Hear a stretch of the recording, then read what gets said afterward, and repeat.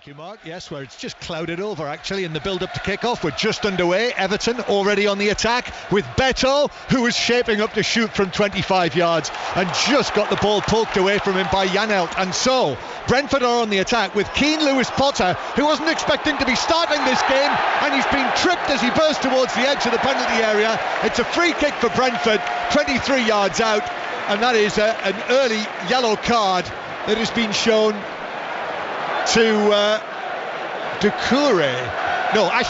Ashley Young it is, who caught him, sent him flying.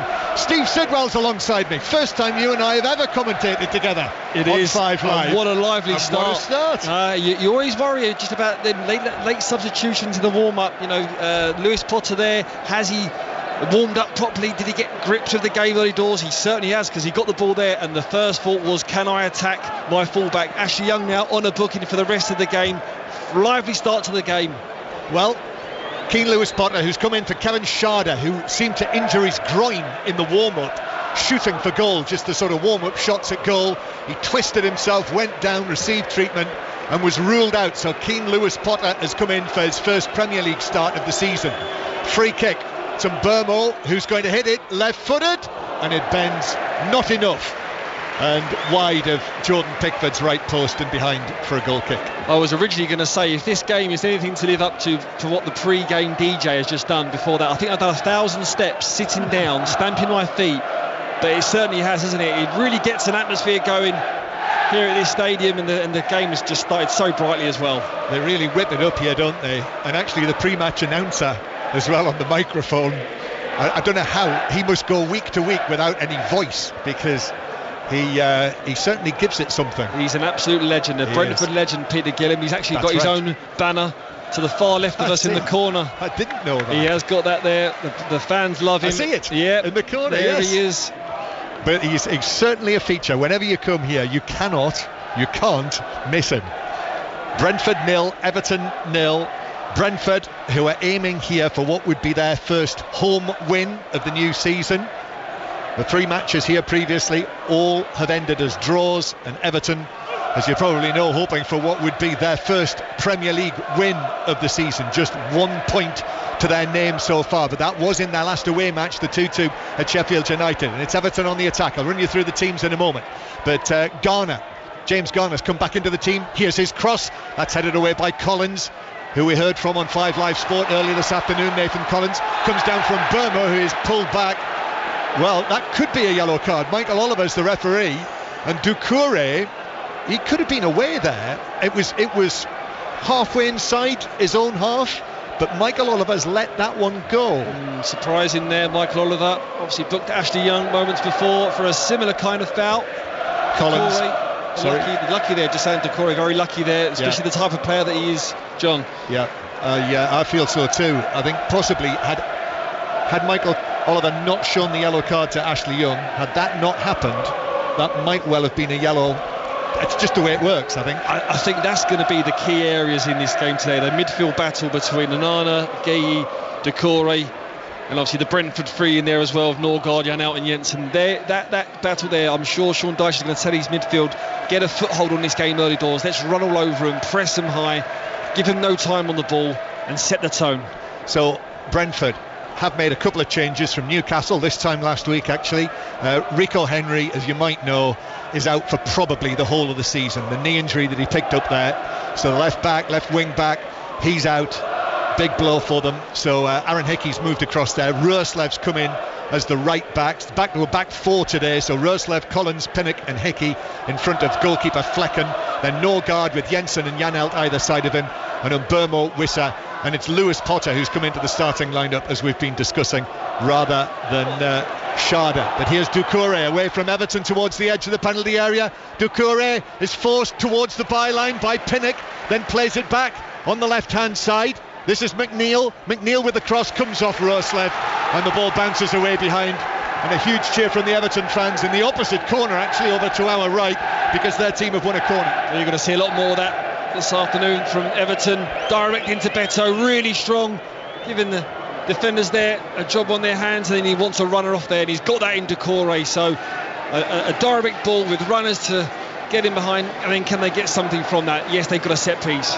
Well, scored only 2 goals in the Premier League so far this season in the 5 matches they've played, Everton, but they've got a set piece here, and the delivery from the left-hand side is chipped into the 6-yard box. Flecken comes and gets a punch on it, even though there was a whole host of players in front of him. Then the cross from over on the left-hand side, punches down to Doucouré, edge of the 6-yard box, caught it on the half volley and drove it past Flecken, and Everton have their 3rd goal of the season, and they lead by 1-0.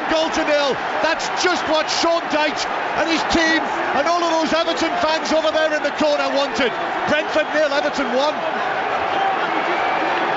Well, that is what a Sean Dyche team is all about there. Getting the ball wide, crosses that come in, get first contact, then can you get players around him? It's Tarkowski that just nods the ball down into the area of Doucouré.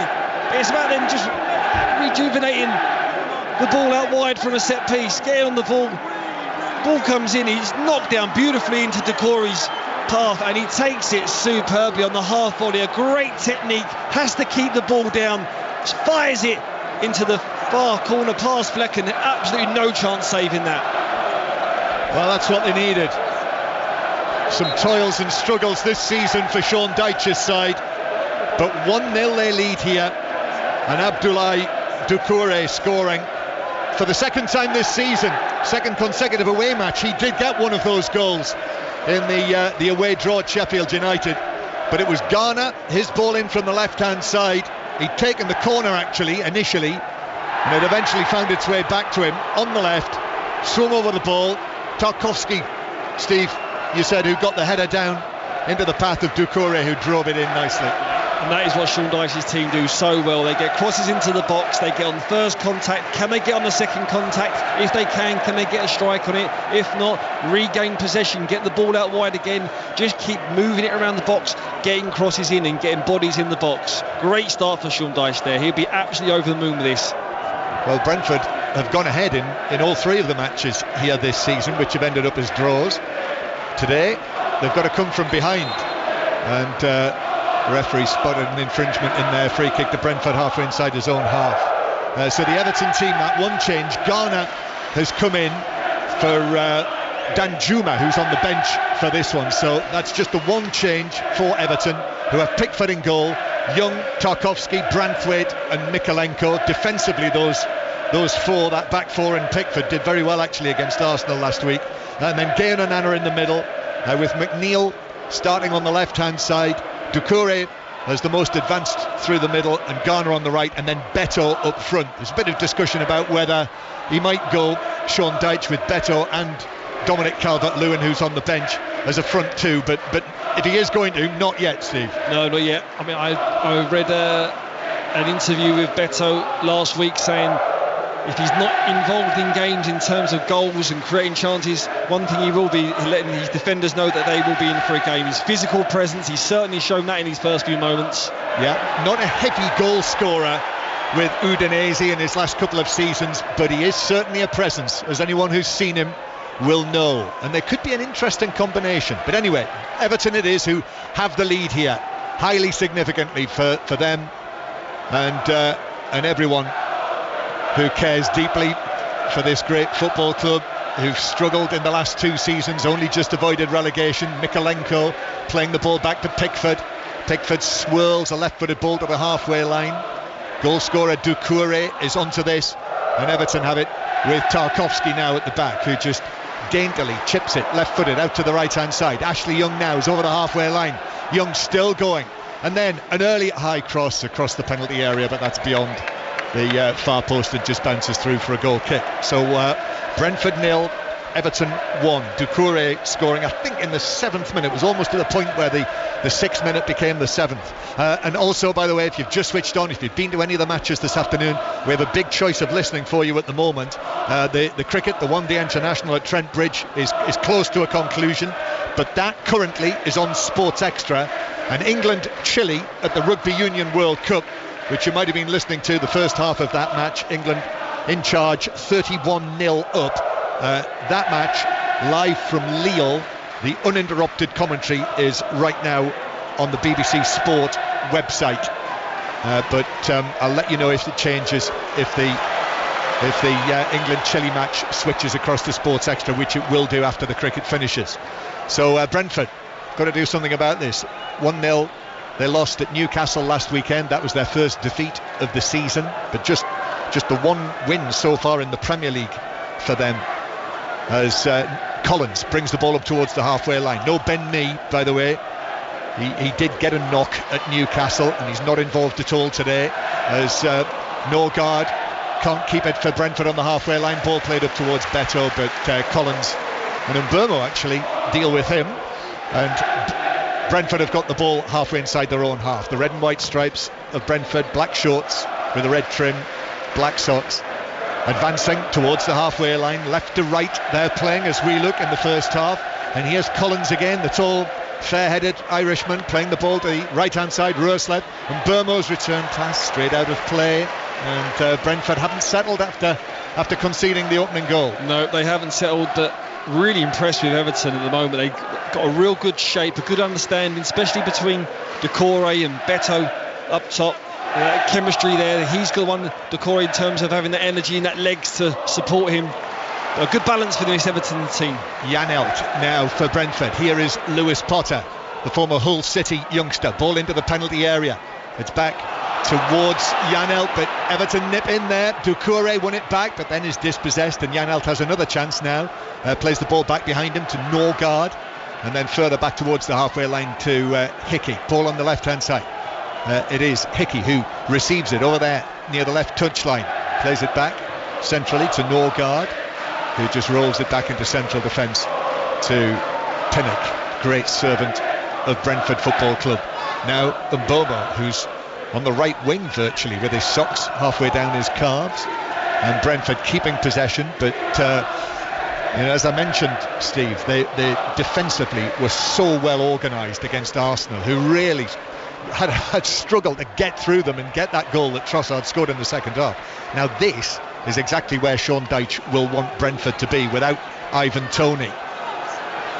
I'm just watching Tarkowski there, real leading qualities, getting his team up the pitch, creeping up yards, making it as short as it can be. And that's what they're doing with Gay, Idrissa Gay taking it on now deep into Brentford territory. Garner on the right hand side, back towards the halfway line. Doucouré is there, and Doucouré picks out the pass to Mikalenko, who just was under pressure from Mbermo and lost it, but Rissa's return pass is beyond Mbermo and out of play, and groans from the home supporters in the community stadium throwing Everton. Just sloppy there from Brentford. One or two turnovers in possession. That's when, in transition, that first pass is so key. It really sets the tone for the attack. And they are just underway again in Lille, where England lead Chile by 31 points to 0. So that is currently on the BBC Sport website and app, the uninterrupted commentary, but we'll be making regular visits there for the latest news. Brentford 0, Everton 1 in our second Premier League commentary of the day on 5 Live, after Manchester City's early win against Nottingham Forest. Beto heads it on. Now McNeil shoots, just wide of the foot of the far post. Could easily have been 2-0, and there you see the effect of Beto winning the header to flick it on for Garner to McNeil to run onto, but shot wide. Well, we see the exact same process just before Doucouré's goal, where it went up to Beto, he flicked it on. Doucouré was the one that got the legs there this time.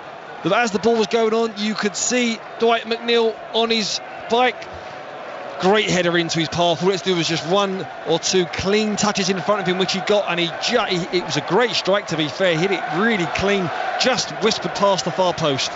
If he'd been able to bury that, this would have been very interesting to see if Brentford would have been able to get anything out of the game, as Janelt slides in and concedes the free kick. Challenge on Garner. He went in there at pace. He did get the ball, which is of course the point that they're making, but he went in there at some pace, maybe got a little bit of Garner, who's okay, he's on his feet. He managed to evade the serious contact, but it's a free kick to Everton.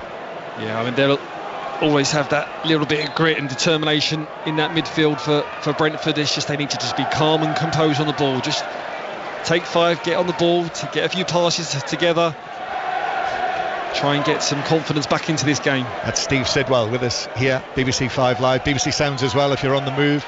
A busy sporting night ahead, with the rest of the rugby to come as well, and South Africa, Ireland, which will be here on 5 Live. So no 6:06 tonight. We go straight from Brentford to the Stade de France.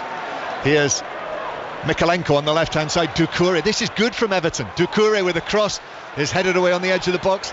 Comes out to Idrissa Gueye.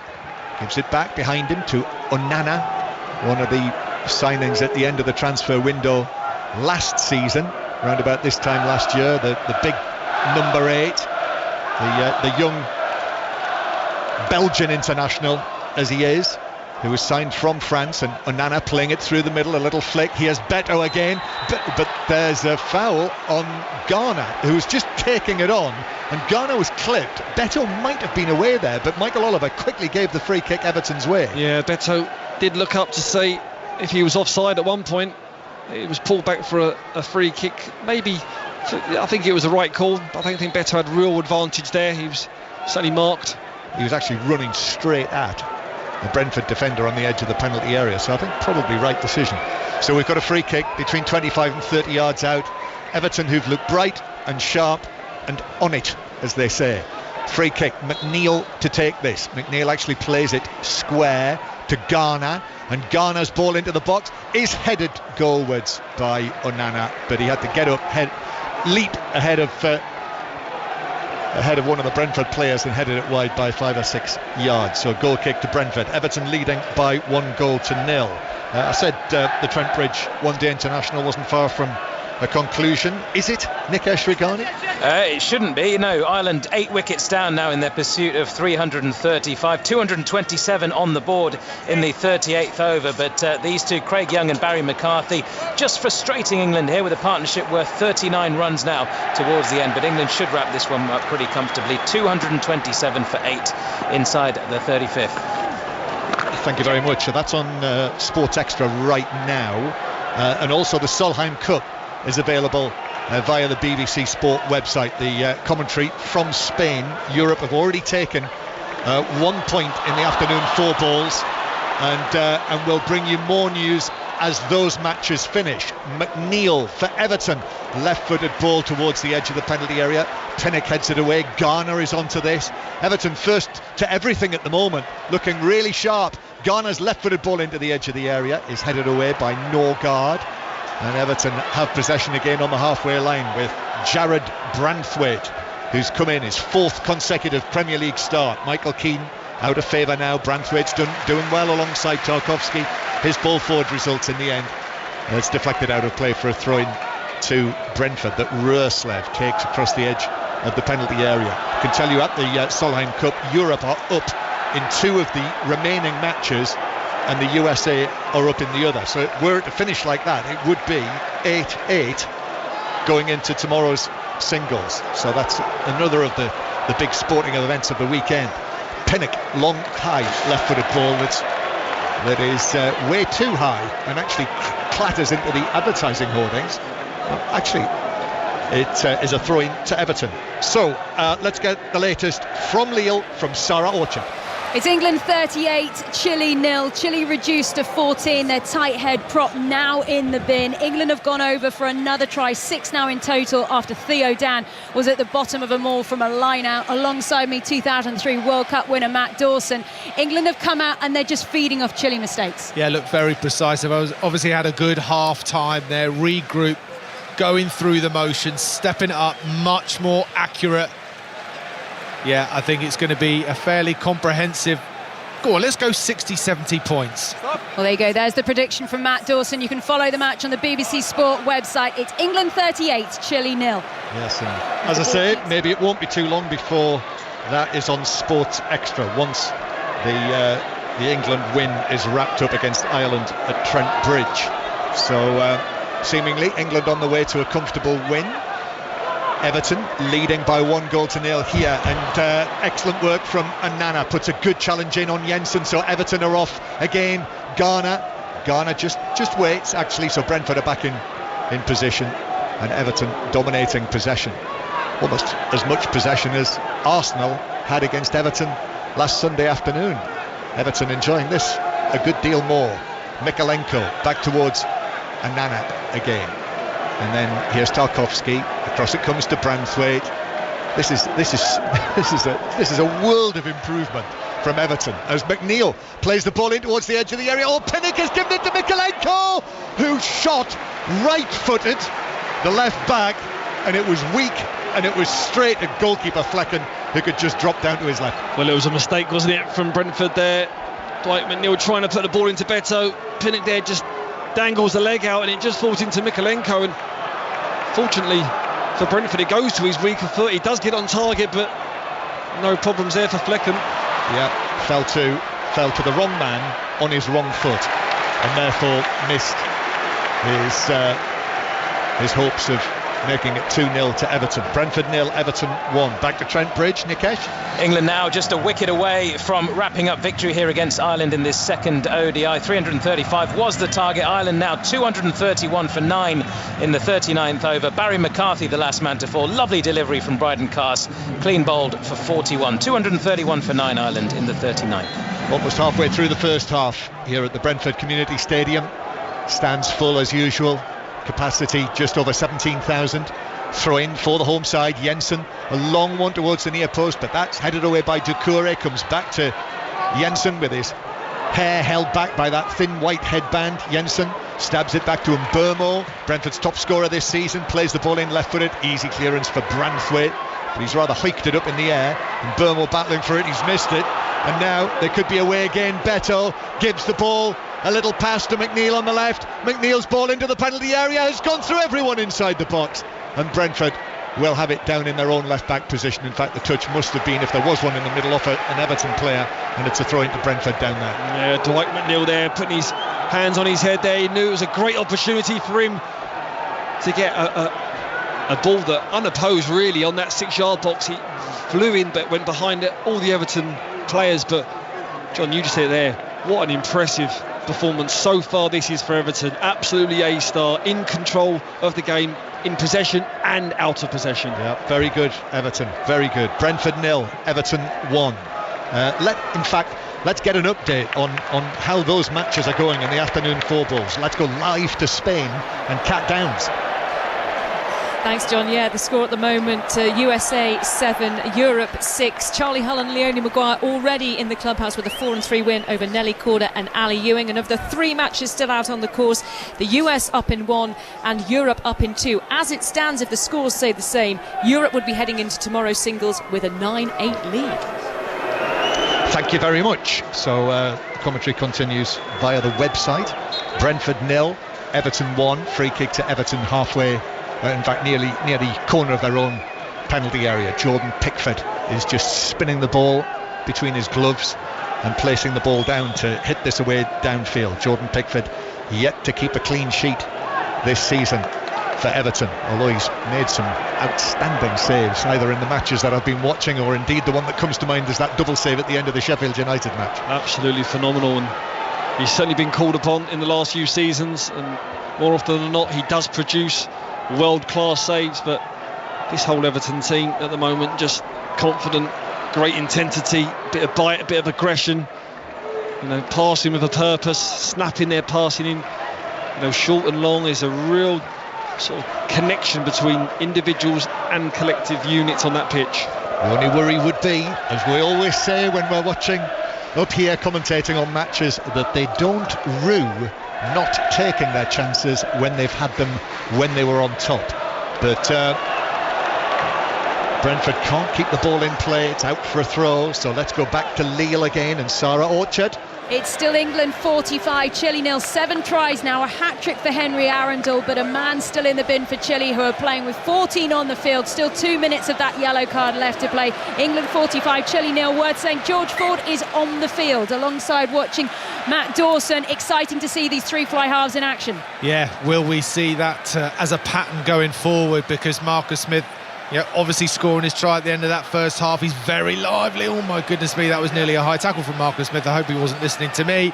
But yes, seeing Ford and Farrell together, it probably does say so, doesn't it? That's what Steve Borthwick wants to see in the latter parts of this tournament. 52 minutes on the clock. England 45, Chile 0. Could be a very good day for Matt Dawson. Might get the 60 points that he wants for England, and Everton winning by 1-0 and playing well. It is Doucouré in possession. Everton once again are parked inside Brentford territory. Grey skies above, actually mixture of grey skies and blue sky peeping through as we head off into Saturday evening here in West London. McNeil getting down for the blue shirts of Everton. Now centrally, Onana square from him. Idrissa Gueye right through the middle to Garner. Garner looking to shoot on his right foot. Norgard was just able to come across and put in the challenge, and it's bounced to Lewis Potter in the left back area. But still, Brentford really unconvincing in the match. Everton comfortably the better side, Steve Sidwell. Brentford just need something, don't they, from this game? There's going to be a half chance or a shot on goal or even a tackle that goes in. Just like to get this crowd going. They've really been flattened from Everton absolutely dominating possession, and that domination coming from that midfield area as well. Them three in midfield have absolutely run right there so far. And here's Doucouré, the goal scorer, inside the penalty area, shooting against the crossbar. In between two Brentford men, Collins and Roslev, but managed to get the ball down and sort of leaning back, shot across goal from an angle, and it struck the top corner of the frame of the goal and bounced away. It was a similar territory to where he scored his goal, wasn't it? I mean, it was a great strike. Tried to keep it up below the crossbar, but he got the connection, rattled the crossbar, cleared it of Brentford's goal. But again, I said Everton midfield running riot. Doucouré's the main front runner of that, because running in behind beyond Beto, it needs to be stretching that Brentford back line. And what's that now? Three times Everton have gone close to 2-0. When McNeil shot across goal, the chance for Mikalenko, which was a weak shot but was a great position that he was in, and then that's the closest yet, the shot from Doucouré that hit the crossbar. Seemed for a split second that it was heading right into the top corner, instead struck the bar. So still Brentford 0, Everton 1. BBC Radio 5 Live. Brentford, Norgard playing it forward towards Jensen, who runs it now into the Everton half, but then couldn't find the pass forward to Lewis Potter.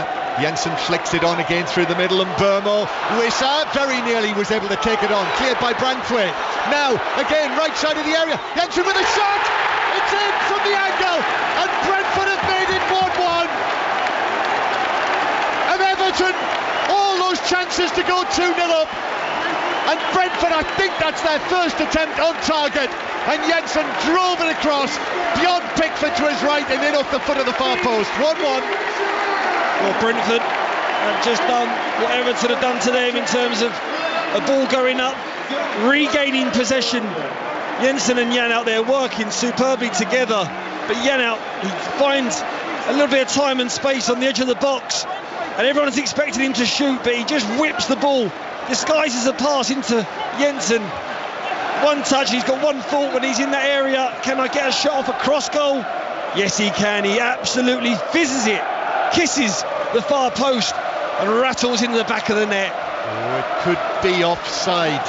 Wissa, when he took the ball on through the middle, I think that's Branthwaite, isn't it? We're seeing the pictures on the screen here. It's Branthwaite who's the player closest to him, and Wissa might be offside.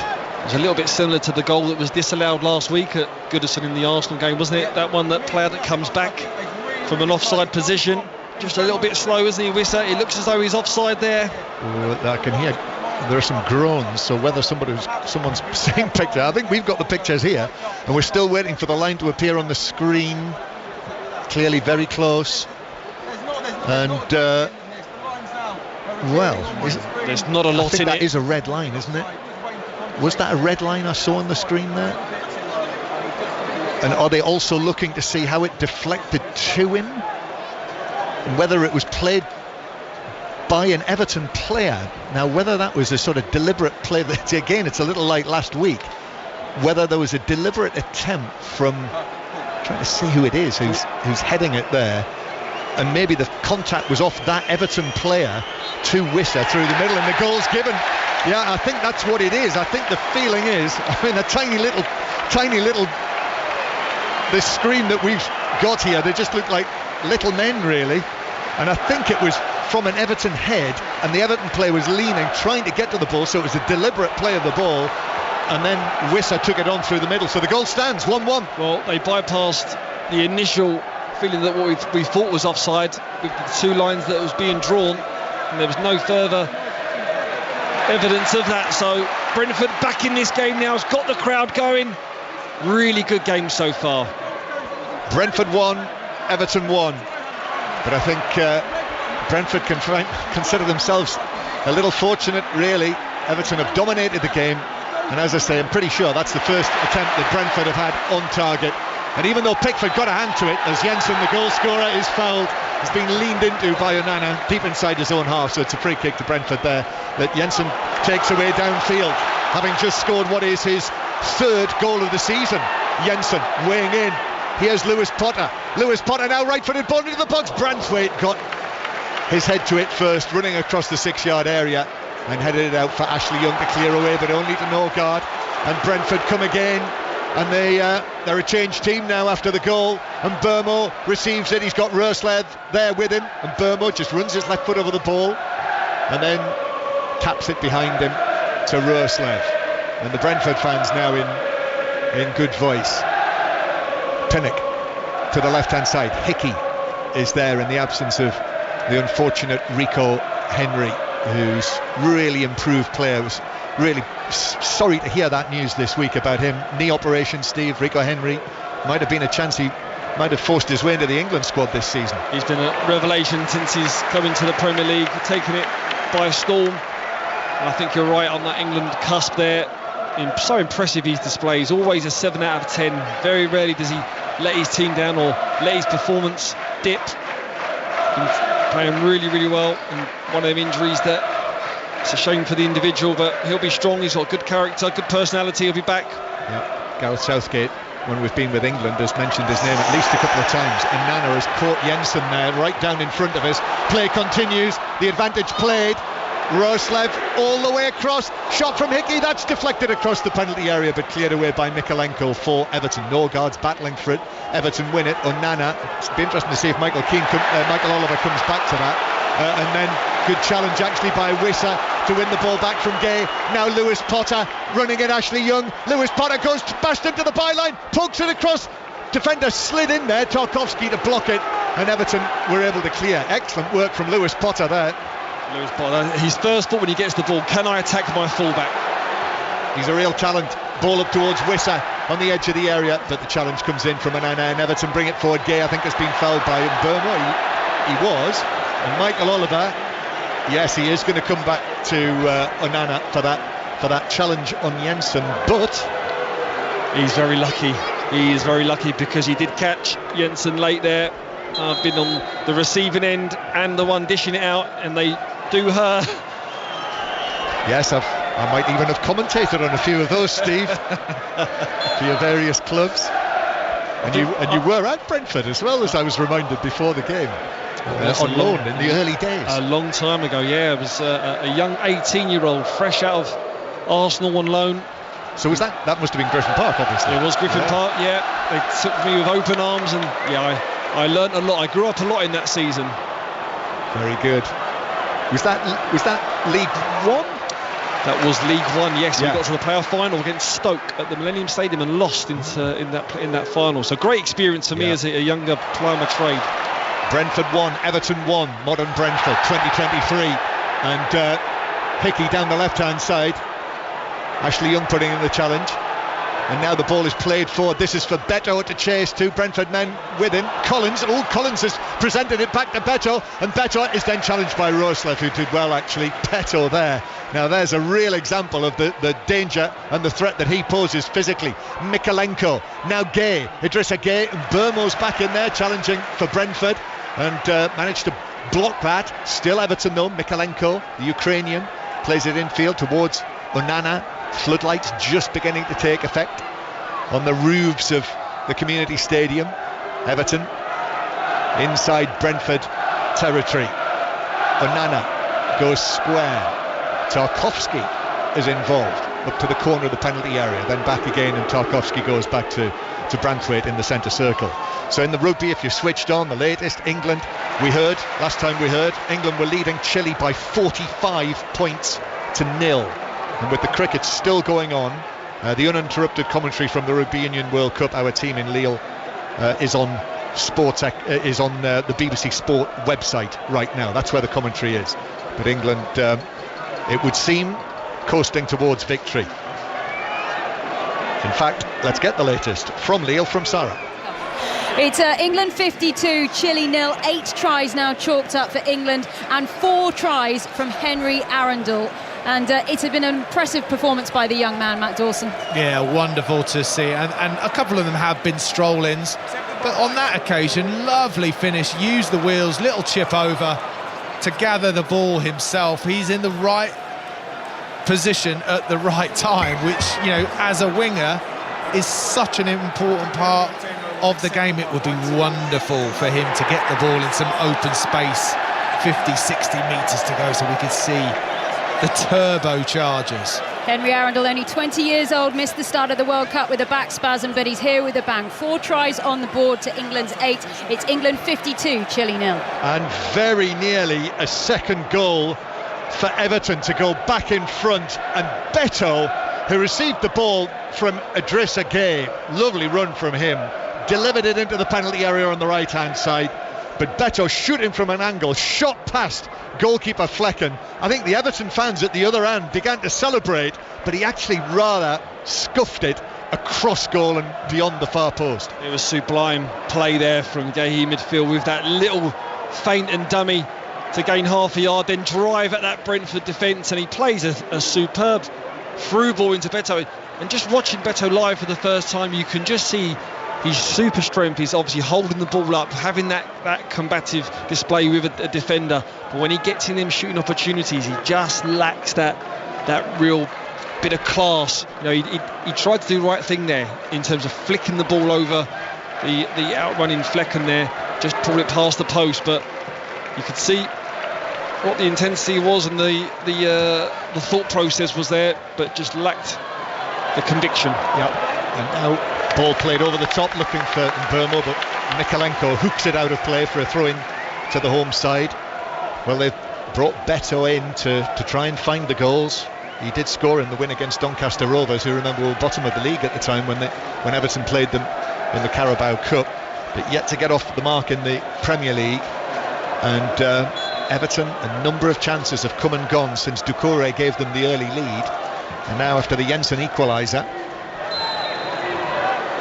throw in to Brentford, level with the edge of the Everton box. Jensen, long run up, then swings the ball in towards the near post, and it comes out for the shot from the edge of the penalty area from Janelt, which is blocked, and then bounces back out of the box to Hickey, who shoots wildly over the top of the crossbar. But I can now see what Sean Dyche was saying before this game, what he said after the Arsenal match last weekend about all of the various chances that they had created in the other matches, and the home games against Fulham and Wolves, couldn't find a way through in those 2 matches. I mean, the chances they've had in this game, can't get the ball in the net apart from that one from Doucouré. Well, it's a real positive for Sean Dyche. You look at them in the previous seasons, very disjointed as a team, couldn't really create chances.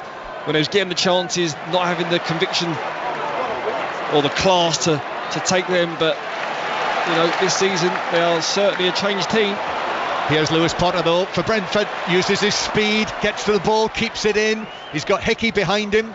Hickey chose not to swing that in, left-footed, cut back and played it back towards the halfway line.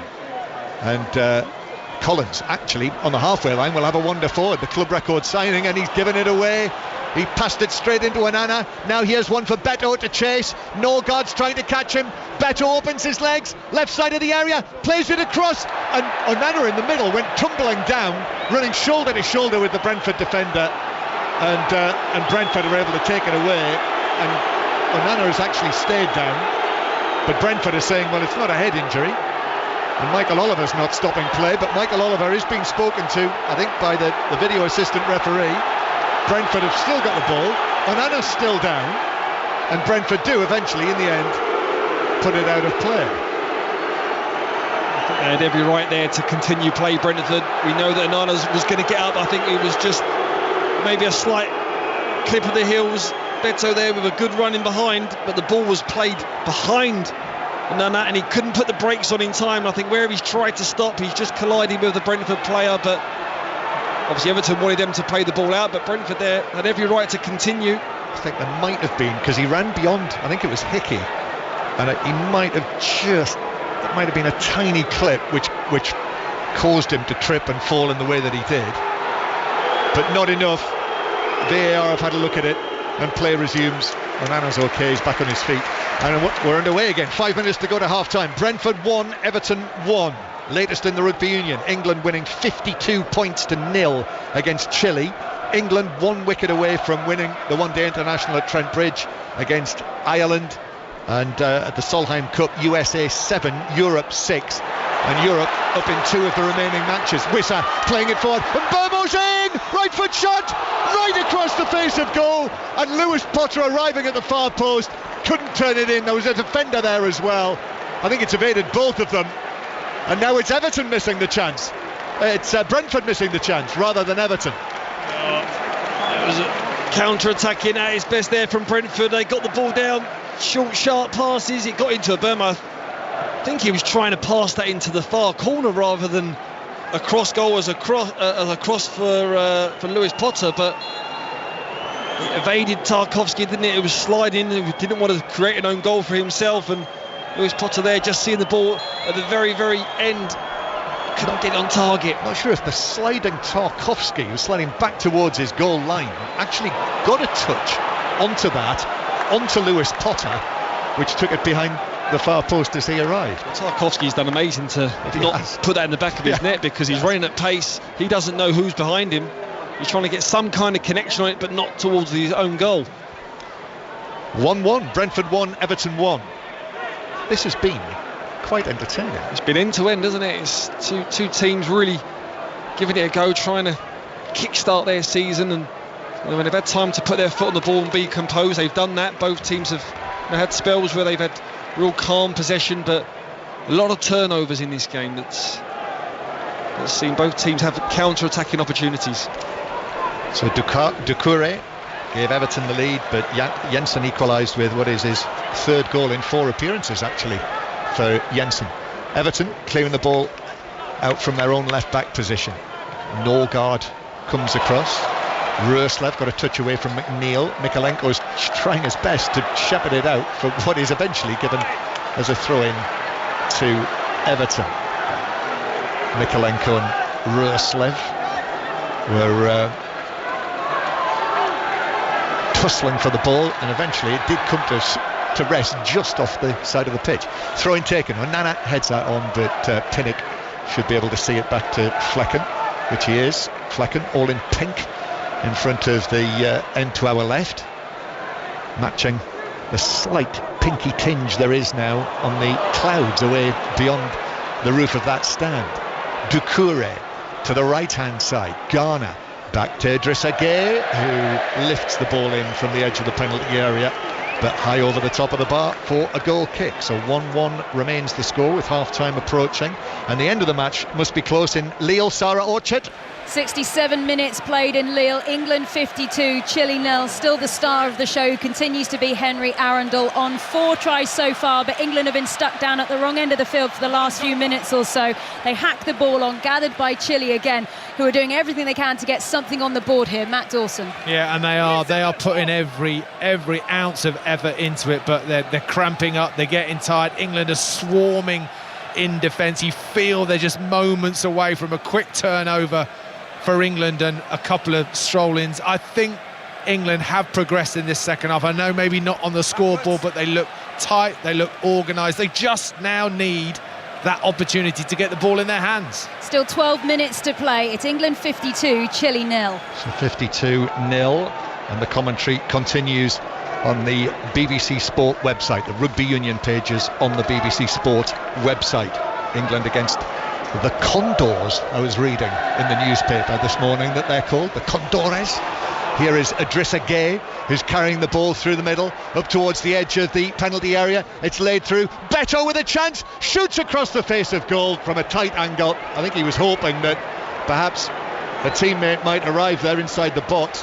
I think Doucouré was the most likely candidate, but it dribbled away across the 6-yard box and behind for a goal kick. Well, it's the same pattern of players the Beto chance where he's just put it wide of the post. He won it just before, and it just held on to the ball a split second too long, and his pass just dragged Beto a bit wider than what he thought. Doucouré stopped his run. If he'd have carried on going, that ball square, he'd have had a tap in.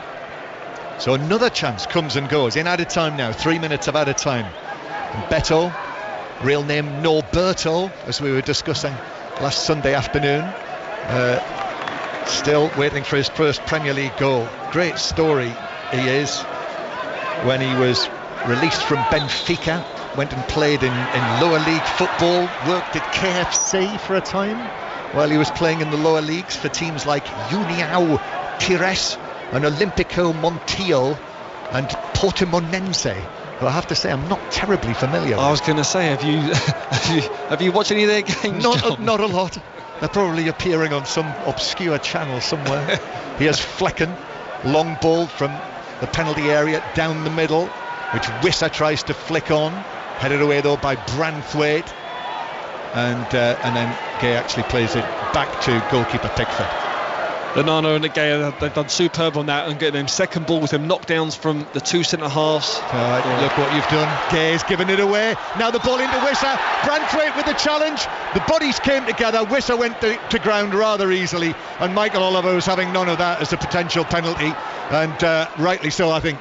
Yeah, Branthwaite just stood his ground. He knew what Wissa was going to try and do in terms of just spin round and get a shot off. McNeil with a cross for Everton to the back post, brilliantly taken down by Garner. That was Mahrez-like. Then back to Young with the cross. And Onana was in there. It was just hooked away by Collins. Everton pressing right at the end of the first half to try and get back in front in this match. McNeil, then Doucouré, who opened the scoring for Everton, back centrally to Gay, and then McNeil again. Bright McNeil carrying the ball infield, but then playing it square. Tarkowski, high pass from him towards the back post, headed down by Doucouré. Onana was almost onto that, but Brentford and Norgard just got in there and was able to get a touch to it to give it back to Jensen, and it is Brentford in possession halfway inside their own half. And I think that will be just about it for the end of the first period. Maybe time for one more attack. In fact, there's time for one more foul by Neil on Norgard. Free kick Brentford. Got to say, John, every ball that's gone in the box from Everton, I think 9 times out of 10 they've got first contact, and a good contact as well at that, if whether it's going to be on goal, towards goal, or knocked down towards a teammate. But they've certainly worked on that in terms of getting bodies in the box. Any ball that goes in, make sure you win your individual battles. So once half-time whistle goes here, we'll be back to Lille for the remainder of the match. England winning 52-0 against Chile, and in fact there is the half-time whistle. So that was good. Everton very good, massive improvement on last Sunday. Certainly Doucouré giving them the lead early on, and that was actually in the 7th minute. But Brentford, who were right up against it, managed to find that goal from Jensen, their first attempt on goal, and it's finally poised. I think Everton will be disappointed, Steve. Really entertaining first half there. Everton had great chances to go 2-3-0 up. Had Brentford on the ropes, and they didn't know what to do to come back into the game, but it took a quick transition and a real bit of quality there from Jensen to get his team back into it, and they're going to go in at half-time with the draw. Yep, Peter's waiting, poised with his microphone on the side of the pitch, so we better get out of here. Brentford 1, Everton 1. Plenty of sport reaching its conclusion in the next half hour, some of it more dramatic than others. Let's start with the least dramatic. Sarah Orchard at the rugby. It's England 57, Chile 0 here. 72 minutes on the clock. Chile doing everything they can to try and get some points on the board. They're having absolutely no change from their money each time they're trying to maul this one away from a line out. But all the talk has been about Henry Arundel, who's now gone over for 5 tries for England. Stunning stuff by the young man. But alongside me, Paul Grayson and Matt Dawson, some credit about the attack for England now that George Ford is onto the field. Yeah, he's added genuine pace. Now they've got Ford with Farrell outside him at 12. They're playing with width, but George Ford, just his facility to move the ball across the front of defences and engage players is absolutely brilliant. It's freed up some great space and put Marcus Smith into the wide channels where he's wreaking some havoc. Yeah, we can't get carried away. We're playing against Chile. However, the balance, the threat, the endeavour of England when they get the ball just looks so different with the shape of Ford, potentially Farrell and Smith at fullback. So some big decisions for Steve Borthwick coming up. 9 tries for England, 5 of them scored by Arundel. He will be the face on the back of the papers tomorrow, and there is still 7 minutes on the clock. England 57, Chile 0. So that's done and dusted. You'd have thought the cricket was done and dusted, and it probably is, Nikesh Ragani, but Ireland are making a fight of this. They are indeed, as Josh Little just hammers another 6 over long on to move on to 25. This partnership between himself and Craig Young just causing all sorts of frustration for England and all the fans that still remain in here at Trent Bridge. 335 was the target. They've now moved on to 280 for 9, Ireland, in the 46th over. And I tell you what, if they had a couple of more wickets in hand, this one might still be on. Another 55 needed to win from 24 balls now as that over is completed. Not out of the realms of possibility had they had wickets in hand. However, they have now got 2 set batters at the crease, so you never know. It's not over yet, this one. 280 for 9 after 46. Sports Extra to listen to that. The real drama is at the Solheim Cup. Couple more 4 balls have been decided in the last 5 or 10 minutes. Ian Carter.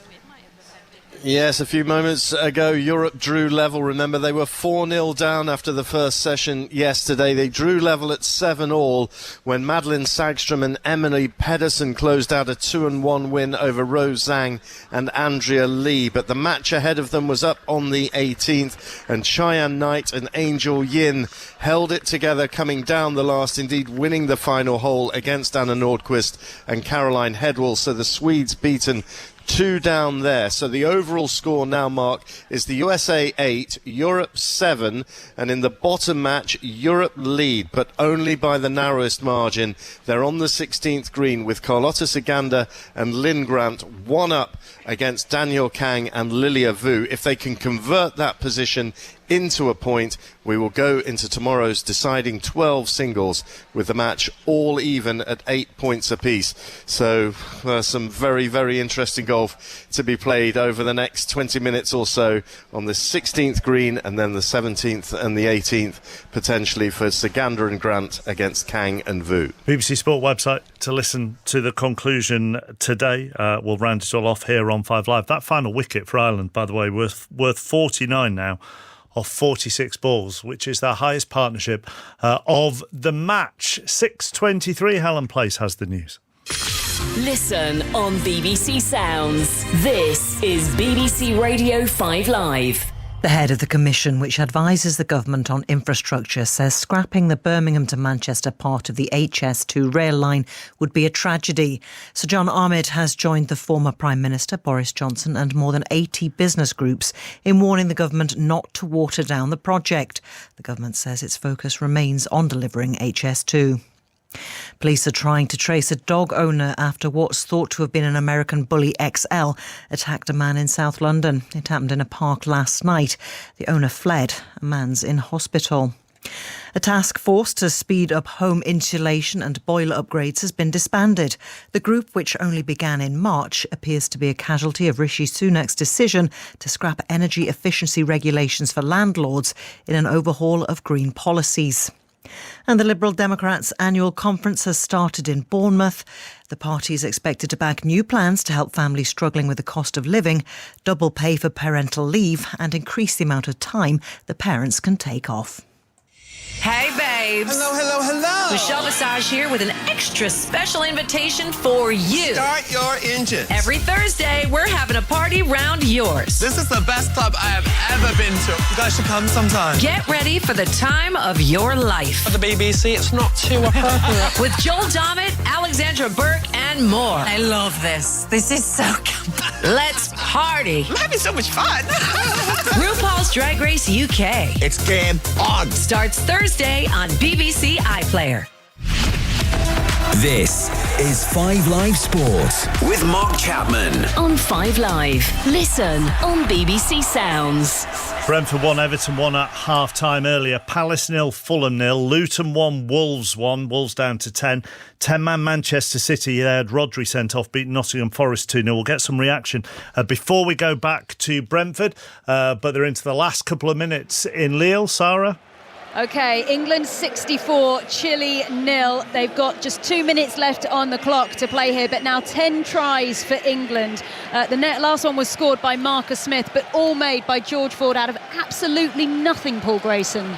Yeah, lovely stuff from George Ford, flat at the line, manipulating defenders, holding the ball in two hands, and then having the nerve to wait for Marcus Smith to catch him up and score the try. Outstanding stuff from George Ford. Well, England just working their way through now. You're going to stay with us here on 5 Live for the conclusion of this Rugby World Cup Pool D match. So England 64, Chile 0 as the ball is hacked down the field by England.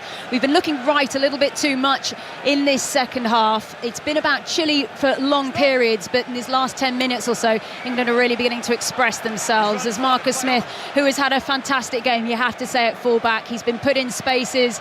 He's been managing to find other people. He's made a lot of Henry Arundel's work look very sparkling this evening. Henry Arundel, 20 years old, on 5 tries. Those are the kind of things of young boys and girls' dreams as England start working their way forward once again. They want more out of this match as we go into the final minute, and through the middle goes Jack Willis for try number 11. Chile have nothing left to give here. It's going to be a huge score here for England.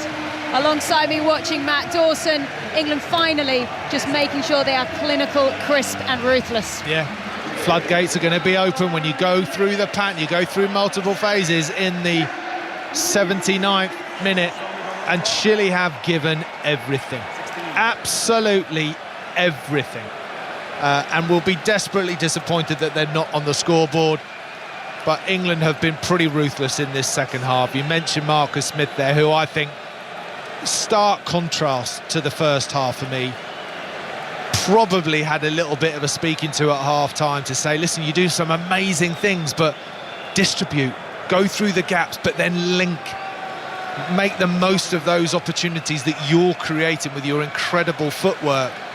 And it's working. Just giving a high five to Kevin Sinfield there in the middle of the pitch was Marcus Smith, because I think it's a really effective move.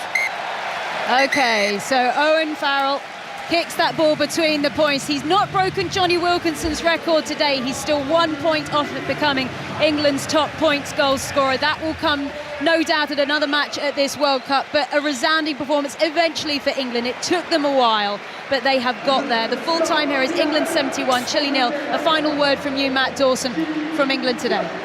Well, it was what was needed. It needed to be a huge score. It needed to be effective, great defence as well to nil any kind of opposition at international level. And I think there's real food for thought there in the camp to say, right, are there moments within this game that, do you know what, we should be doing this no matter what is at stake. This is how we can finish.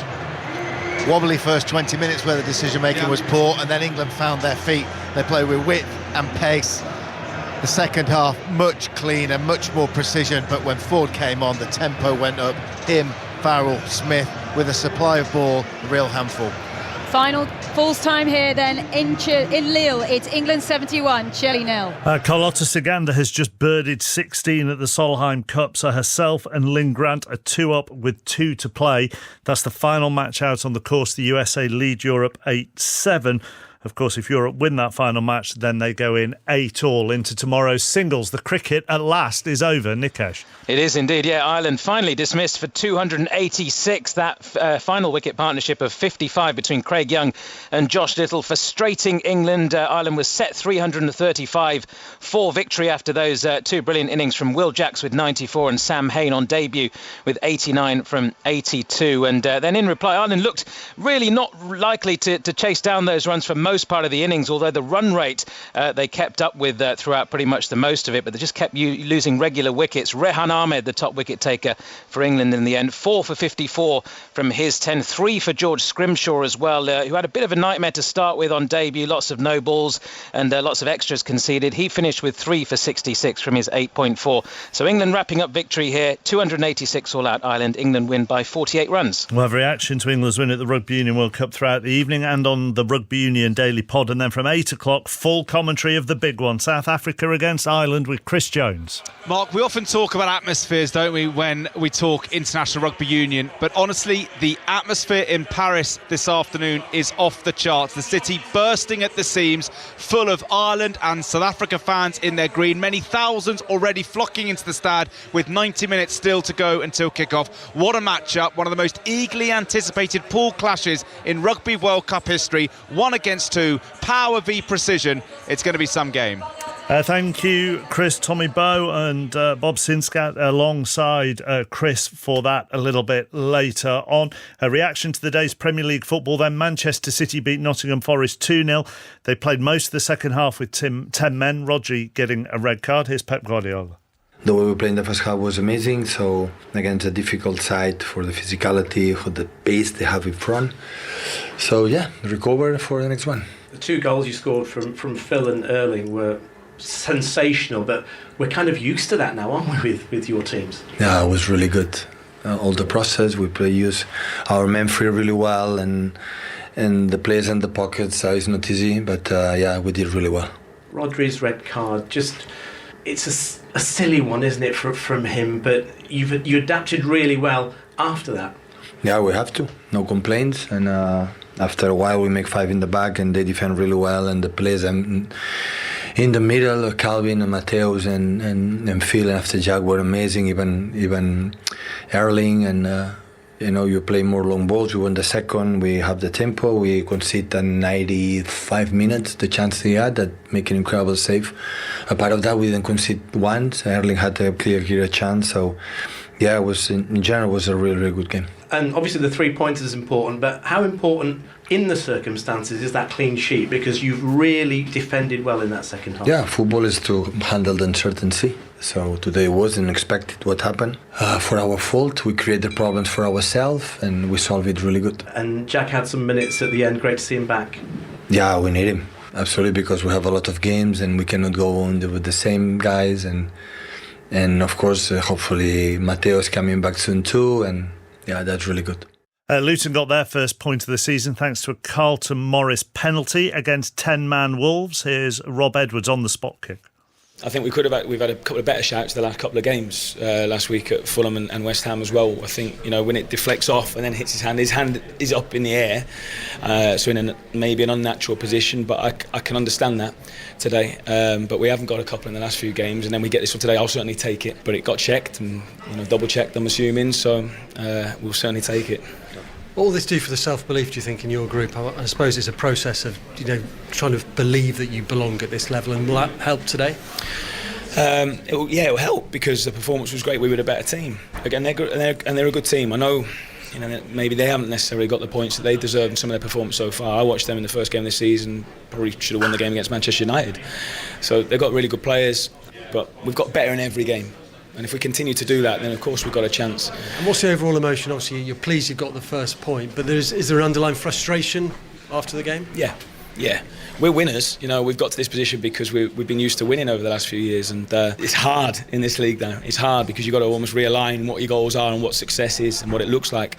But what I'm seeing is a team that they keep believing, they keep working so hard for each other. I'm seeing a club that's united. The fans are completely with us all the time, and that's what's going to bode well. That's what's going to stand us in good stead, and could be a difference come the end of the season because a few other clubs might not have that. And a more enjoyable Saturday night for you?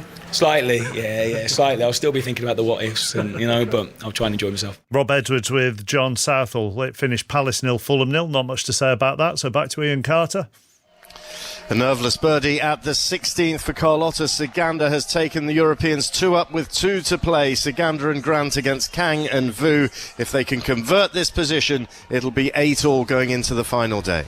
BBC Sport website if you want to listen to the final couple of holes there. Let's go back to the Brentford Community Stadium. 1-1 at half-time between themselves and Everton. And don't forget, Ireland, South Africa on the way at 8 o'clock. But here are Steve Sidwell and John Murray. Yes, thank you, Mark. Not forgetting Burnley against Manchester United tonight as well. So we'll have updates on that during the course of South Africa, Ireland. Right, we're just about ready for the start of the second half. An entertaining first half. Brentford 1, Everton 1 as Brentford kick off right now at the start of the second half in the red and white striped shirts, black shorts with the red stripes and black socks with the white tops against Everton in their first choice colours of the blue shirts, white shorts and white socks. So 1-1 after Doucouré gave Everton the lead. Matthias Jensen equalised for Brentford. And no changes at the break, so Flecken, who's in possession now, is in goal for Brentford. Roerslev, Collins, Pinnock and Hickey, the back four today as opposed to the three central defenders last week. Then in midfield, Norgard with Jensen and Janelt either side of him, and Burmo on the right.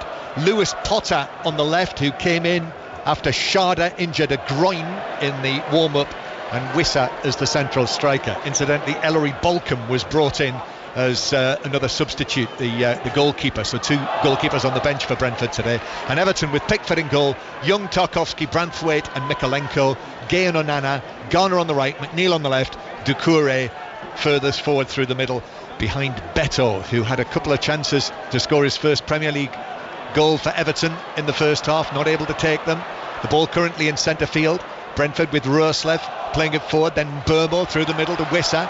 Now the ball on the right hand side, Janelt swings it all the way across looking for Lewis Potter, but excellent work from Ashley Young, racing back into the penalty area. Ashley Young at the age of 38 and heading the ball back to Jordan Pickford. And Steve Sidwell's watching with us. Yeah, Sean Dyche there giving Ashley Young a huge round of applause there. Tracked his runner, diving header back to Pickford's safe arms, but he would have been delighted, Sean Dyche, at half time. He would have been said to his team, do exactly the same, do more, do exactly the same, and when we get a chance we can kill this game off. As long as they do. We'll have to see if they're able to reach those levels again in the second half, but lots of positives for this. But in the position that they're in, 1 point from 5 games, it's getting to the stage, and even though we are in September, this is a match that they really need to win the way that they've played. Tarkowski clearing the ball away towards the halfway line. Not sure there was much in that from Idrissa Gueye, even though the Brentford man Jensen has gone down holding his head. Well, Michael Oliver's watching and he's holding his head on the halfway line, and I suppose he's got no alternative there, Michael Oliver. If it's a head injury, as we know, we'll see how he is, but there didn't seem to be a great deal in it. Well, it was the side of his forearm, a flayed arm there from Gueye, but not intentional, just a slight brush of the very good hair, let's say, strong hair from Jensen, the hairband. And I think he's going to be okay. So 1-1, early stages of the second half. What will Brentford be? What will Thomas Frank be looking for? I mean, Ivan Toney, I'm told, is here. He started training for Brentford again this week, as you'll know, suspended for 8 months, and I was told that he will be here watching from behind the dugout. I can't see him down there, although there is a man with a hoodie on, which might be him. But clearly you will miss Ivan Toney. He will not be able to play for them until January. I think Jensen's okay, by the way. Yeah, you will miss what Ivan Toney brings, not just his goals, but his all-round play, that quality that he possesses. But Brentford, although they've been the home team, they have looked very dangerous in transition on that counter-attack, hence where their goal came from as well. So we know they're dangerous on set pieces, very clever from the training ground, so I'm sure Everton have to be alert for that as well. Jensen's still off the field, still rubbing the back of his head, but he looks as though he's going to come back on. And of course he's got to stay off for 30 seconds now, the new regulation. Here is Onana for Everton, square towards Idrissa Gueye, runs his foot over the ball, plays the ball into the box, looking for Doucouré, who's put himself into that position in the area again. You know, that clearly must have been something that they've worked on. Wasn't able to get it down this time, bounced through for a goal kick, but time and again he's popped up in the box on the left hand side. He just drifts off the right hand shoulder of Beto, doesn't he? You know, Beto's one of the ones that can draw and attract two centre halves to him, so if he gets on in between the centre back and the right back, which is Roerslev, then that's where he's trying to access the point into towards the goal. We will keep you up to date on that final match out on the course on this middle day of the Solheim Cup in Spain. It was Europe were 1-up with 2 to play last I heard, and this would be to level up the match at 8-all going into tomorrow's singles. So it does feel as though it is so important. But Brentford 1, Everton 1, the score here early in the second half. And I'm told that Europe are now 2-up with 2 to play. So that is a guaranteed half point for Europe, with the match score USA 8, Europe 7. So back there before too long. The commentary, Mark said it was on the website, the BBC Sport website currently, the commentary from Spain. Ball played forward for Brentford, but that's out of play for a throw into Mikalenko, level with the edge of his penalty area. Huge day of sport tomorrow again, as well as the Solheim Cup. The Japanese Grand Prix is on 5 Live first thing in the morning. So on 5 Live, breakfast time, we'll have all of the top sport covered for you during the course of the day, and commentary on all 5 Premier League matches as Everton have a goal from the halfway line with that was ambitious from Beto, who got the ball down. I think he was just in the Everton half, maybe spotted Flecken off his line, but Flecken was able to come out and take it comfortably. He did. It was certainly on. Beto, clever play from him. He got his head up early. There was no one around him in terms of support, and Flecken was off his line. He knew he had to drill it quite low to get that trajectory, to get the pace. McNeil for Everton, edge of the D, left foot shot, but it's straight at Flecken, who was able to collect it up on the bounce into his chest. Very nearly opened up for Everton there. Again, more from Steve Sidwell on that in a moment, but to Spain and to Ian Carter, because Daniel Kang missed her opportunity from 11 feet to win the 17th. The Americans had to win that, and so Carlotta Ziganda and Lynn Grant have won 2 and 1 against Kang and Lilia Vu, and it means that we go into tomorrow's singles, John, 8 points apiece. Europe need to get to 14 to retain the Solheim Cup. And Ian, I don't know whether you know this off the top of your head, but when does play start tomorrow? There's a question for you. Off the top of my head, it's mid-morning, shall we say that, for the start time tomorrow. I don't actually have the precise time in front of me right now. No, I was told to ask you that question, but anyway, there we are. You'll find out later what time it starts.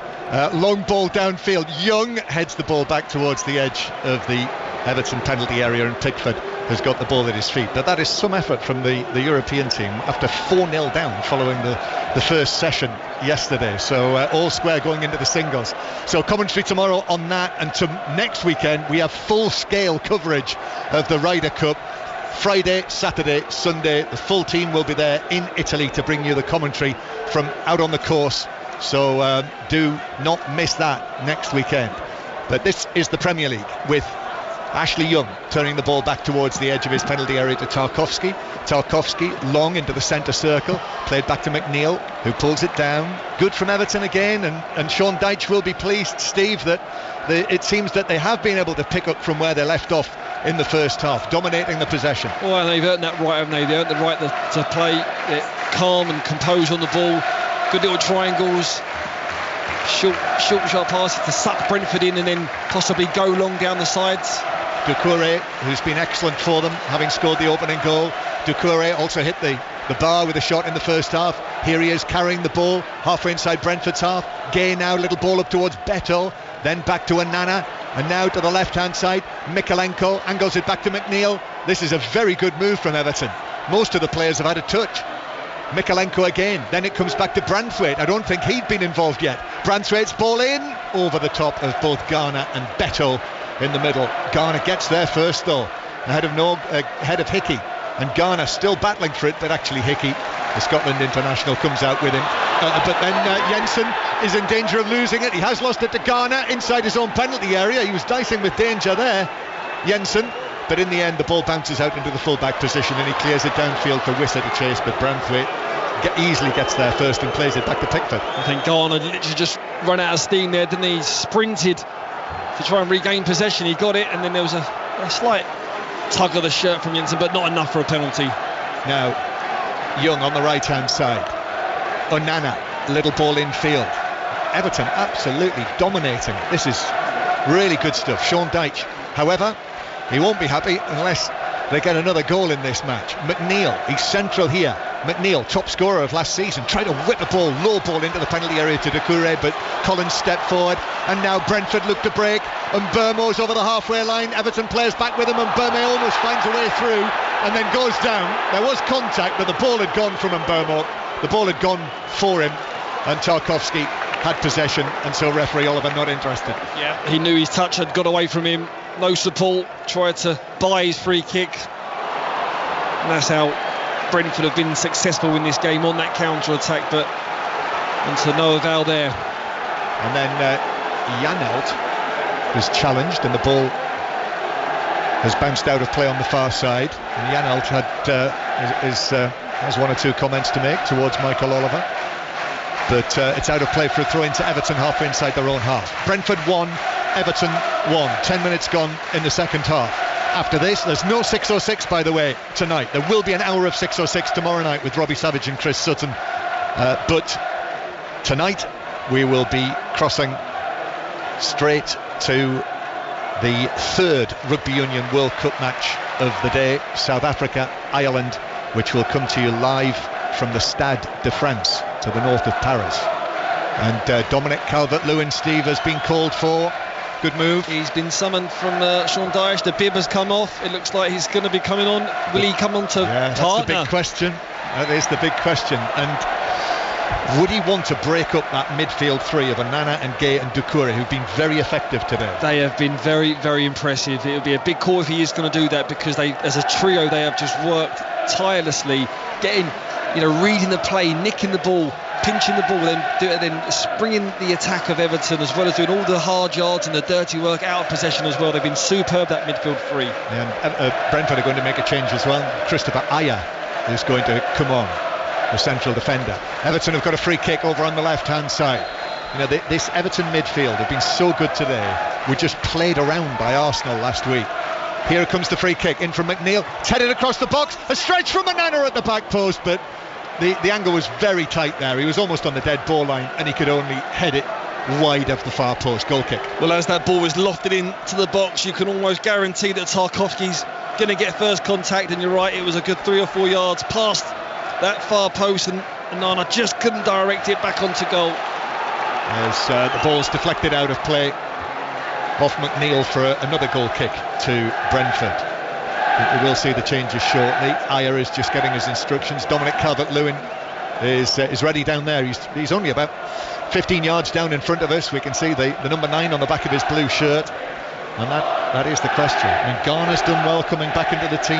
McNeil's done well. It's only his second start this season. He was injured at the start of the season, so the likelihood is it'll be Beto replaced by Calvert-Lewin. But you've got to think about him on that bench, looking at that first half, the chances that was created. If he was on that pitch, he'd be thinking, I could have got on that score sheet today. So I'm sure he's chomping at the bit to get on there. Brentford 1, Everton 1. 5 Live from the BBC. Listen as well via BBC Sounds on the Move to live radio. Here is Garner on the right hand side. Garner's got Ashley Young ahead of him. Still Garner.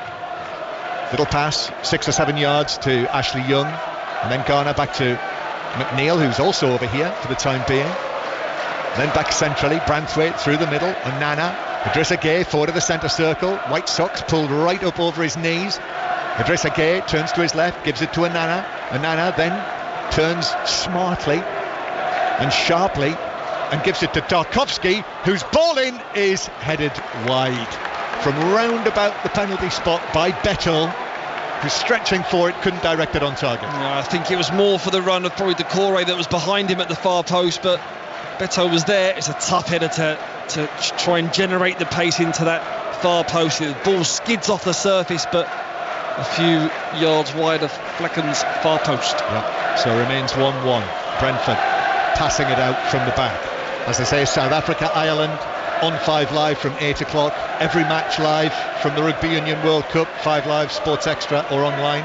It'll be the same, by the way, for the forthcoming Cricket World Cup from India. Long pass forward from Pinnock, but that will go all the way through to Jordan Pickford at the other end. So the matches tomorrow at the Rugby Union World Cup all covered. Do not miss Wales against Australia live from Lyon tomorrow night from 8 o'clock. Eddie Jones against Warren Gatland. Some great quotes I was reading this morning from Eddie Jones ahead of that match. Here is Burmo for Brentford, 30 yards out, but couldn't find the pass forward. And Everton are back with the ball again. Idrissa Gueye slips as he played it forward. Beto wins it, but it bounces off him and Collins Back to goalkeeper Flecken. Dominic Calvert-Lewin's ready to come on as Keane Lewis-Potter was challenged by Young. No free kick. Referee Oliver does actually bring it back for the foul. Just waited to see if there was an advantage to Brentford for Young's challenge on Lewis-Potter, but it is a free kick over here just in front of the managers.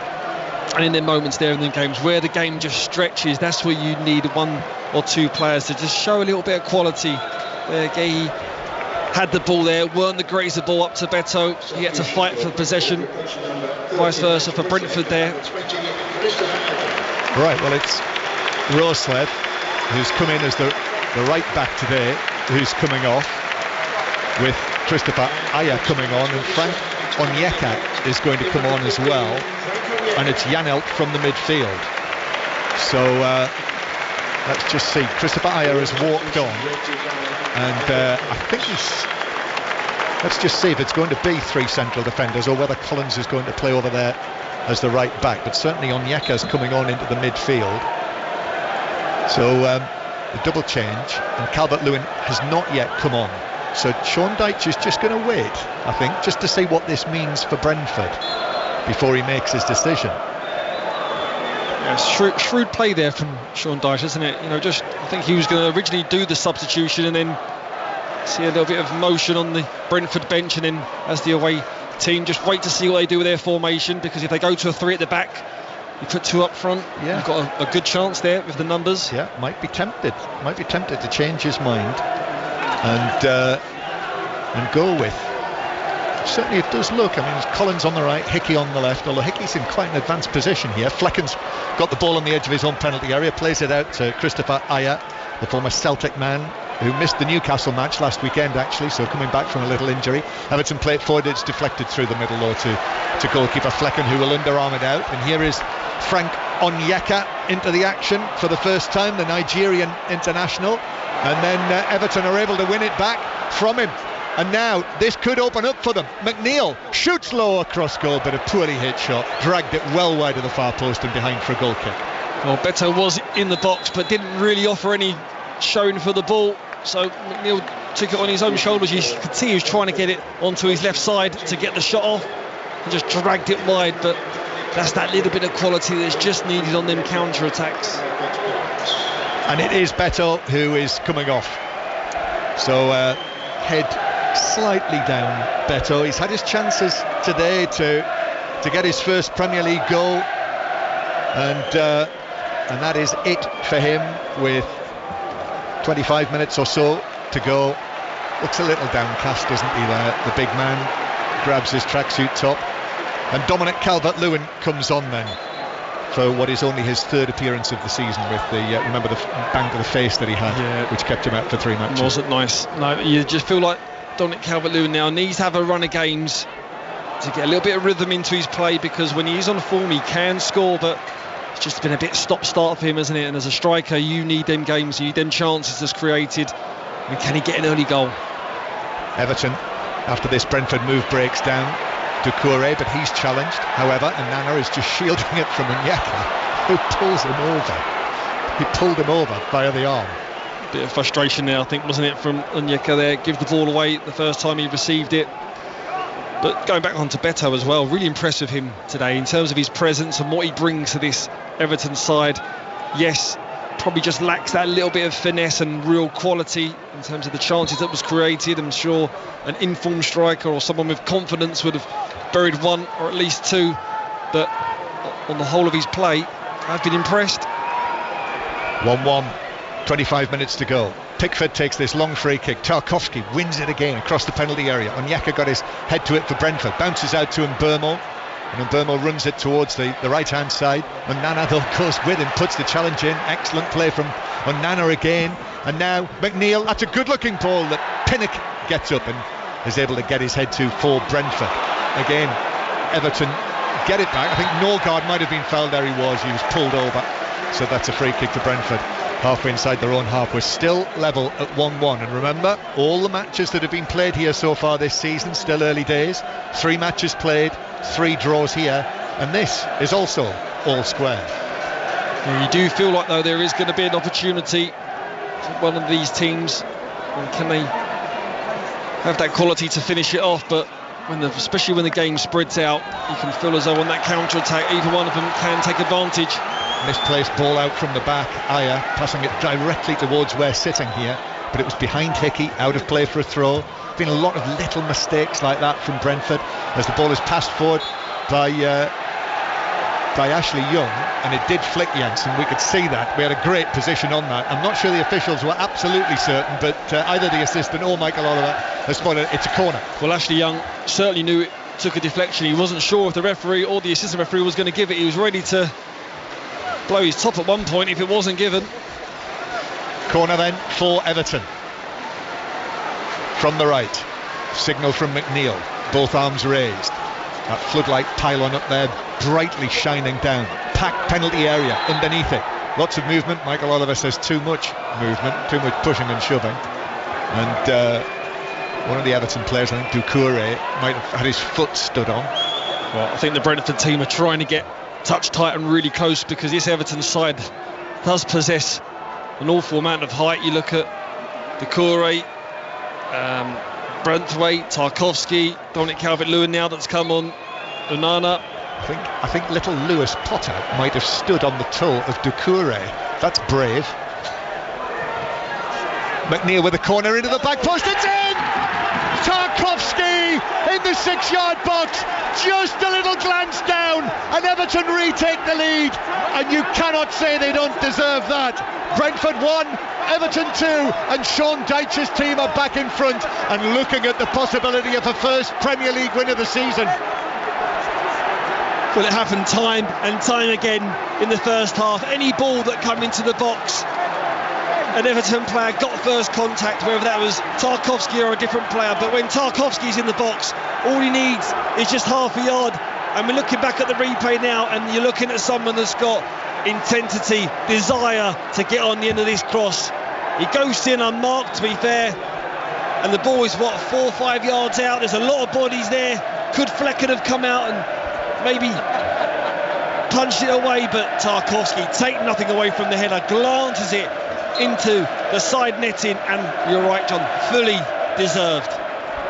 McNeil with a corner, and Tarkowski, I think it was Jensen who was the Brentford player who was closest to him. I mean, Jensen barely comes up to his chin.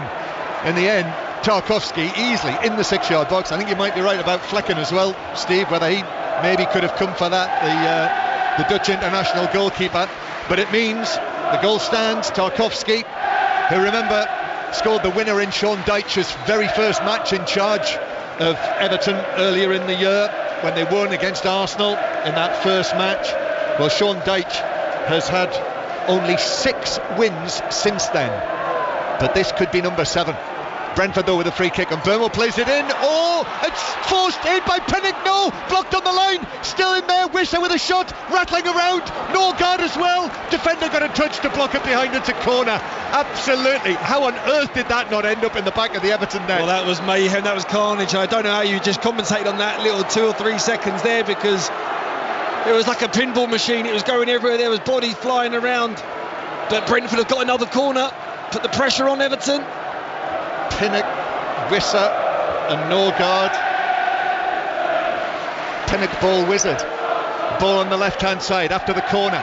Jensen plays it into the back post, but the header away from Mikalenko for Everton. That could be crucial in this match. That Everton survived that, and Brentford didn't find themselves a second equaliser. Everton 2-1 up, 5 live from the BBC. Nice from Idrissa Gueye, dancing away from the challenge of Pinnock, who did have one of those chances in there. Now it's on the left hand side, and it's clipped across to the near post, but diving header puts it behind. Aaron Hickey actually wasn't sure about Flecken where the goalkeeper was, so he dives and heads it behind the near post for corner. It's amazing how goals just change games, and it certainly kicked these two teams into the second half. A great response from Brentford to go down the other end from conceding, and what Everton have just done there as well. Mikalenko showing his pace, a clean pair of heels, getting to the byline. Scored from the last corner, 20 minutes to go. Everton 2-1 up. They'd love a 3-1 lead. Here's the latest corner, played in. Tarkowski again, it was just over his head. And Pinnock, I think it was behind him, who was able to head it away for Brentford. But for a moment there, it looked as though it might be 2 for Tarkowski. But Everton have got it halfway inside their own half. Pickford goes for one of those long Pickford passes through the middle for Calvert-Lewin. It's been missed by Pinnock but bounced through to Flecken. Ooh, lucky boy. Pickford there, his hands are on his head because he see the pass. It wasn't just a lofted ball up there. He see Calvert-Lewin just on the shoulder of Pinnock and very, very nearly there. Found his way to his striker. Everton supporters, you can hear them in the corner in great voice here in this excellent little stadium in inverted commas that they've been playing in for 3 years now. It's three years this month that they moved in here. If you've not been, it is a terrific place to come and watch football. But Collins is dispossessed by Garner, and Garner plays it through to Calvert-Lewin, who scores. Flecken got a touch, it wasn't enough. It's 3-1 Everton, and Dominic Calvert-Lewin gets his first of the season, and away he goes to celebrate in front of the Everton fans in that corner. This for them and for Sean Dyche. After the terrible start they've made, this is huge. Brentford 1, Everton 3.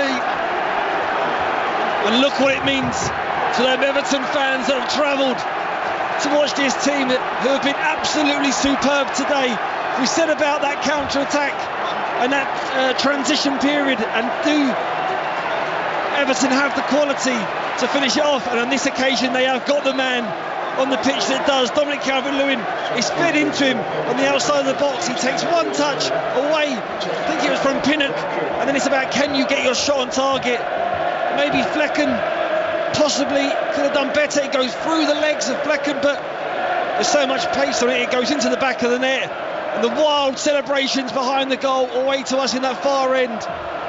Everyone, all the players celebrated, the bench below us. You can see how much it means to them.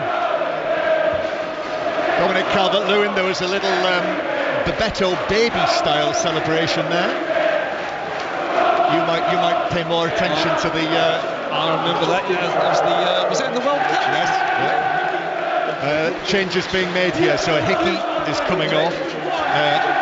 Simon Godos, the Iranian World Cup player, has replaced him, so Hickey off and Godos on,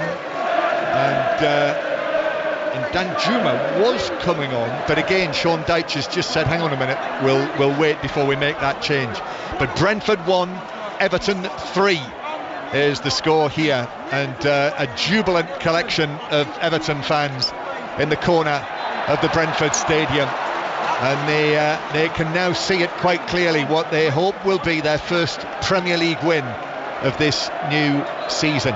Also be 2 defeats in a row for Brentford, their first home defeat of the season. But this is not the last Premier League game of the night, because Turf Moor is the next destination for the Saturday night kickoff between Burnley and Manchester United, and John Bennett is there with the team news. Hi John, 3 changes for Manchester United from Wednesday in Munich, and a start for Johnny Evans. He comes in for the injured Martinez. Elsewhere, Hannibal and McTominay replace Eriksson and Pellistri.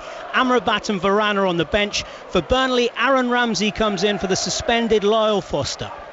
So that must be Lindelof and Evans then as the central defenders for Manchester United. Be interesting to see how that goes this evening. Manchester United having lost their last 3 matches after the events in Munich this week. Ball's played forward by Godos. Oh, Pickford with a poor clearance back to Godos, who miscontrolled it, and unfortunately for him he miscontrolled it into Michael Oliver, and the referees had to stop play. It's so unlucky, because although it was miscontrolled, I do think he was going to get the ball, and Pickford was out of his goal. He just needed to just compose himself, Godos, and get a shot on target, and I think if he would have been able to have done that, Everton could have been in a bit of trouble there, because Pickford come flying out. It was a poor clearance, made its way to Godos, and I think just the spin on that ball just guided itself into Michael Oliver, but they got away with one there, Everton.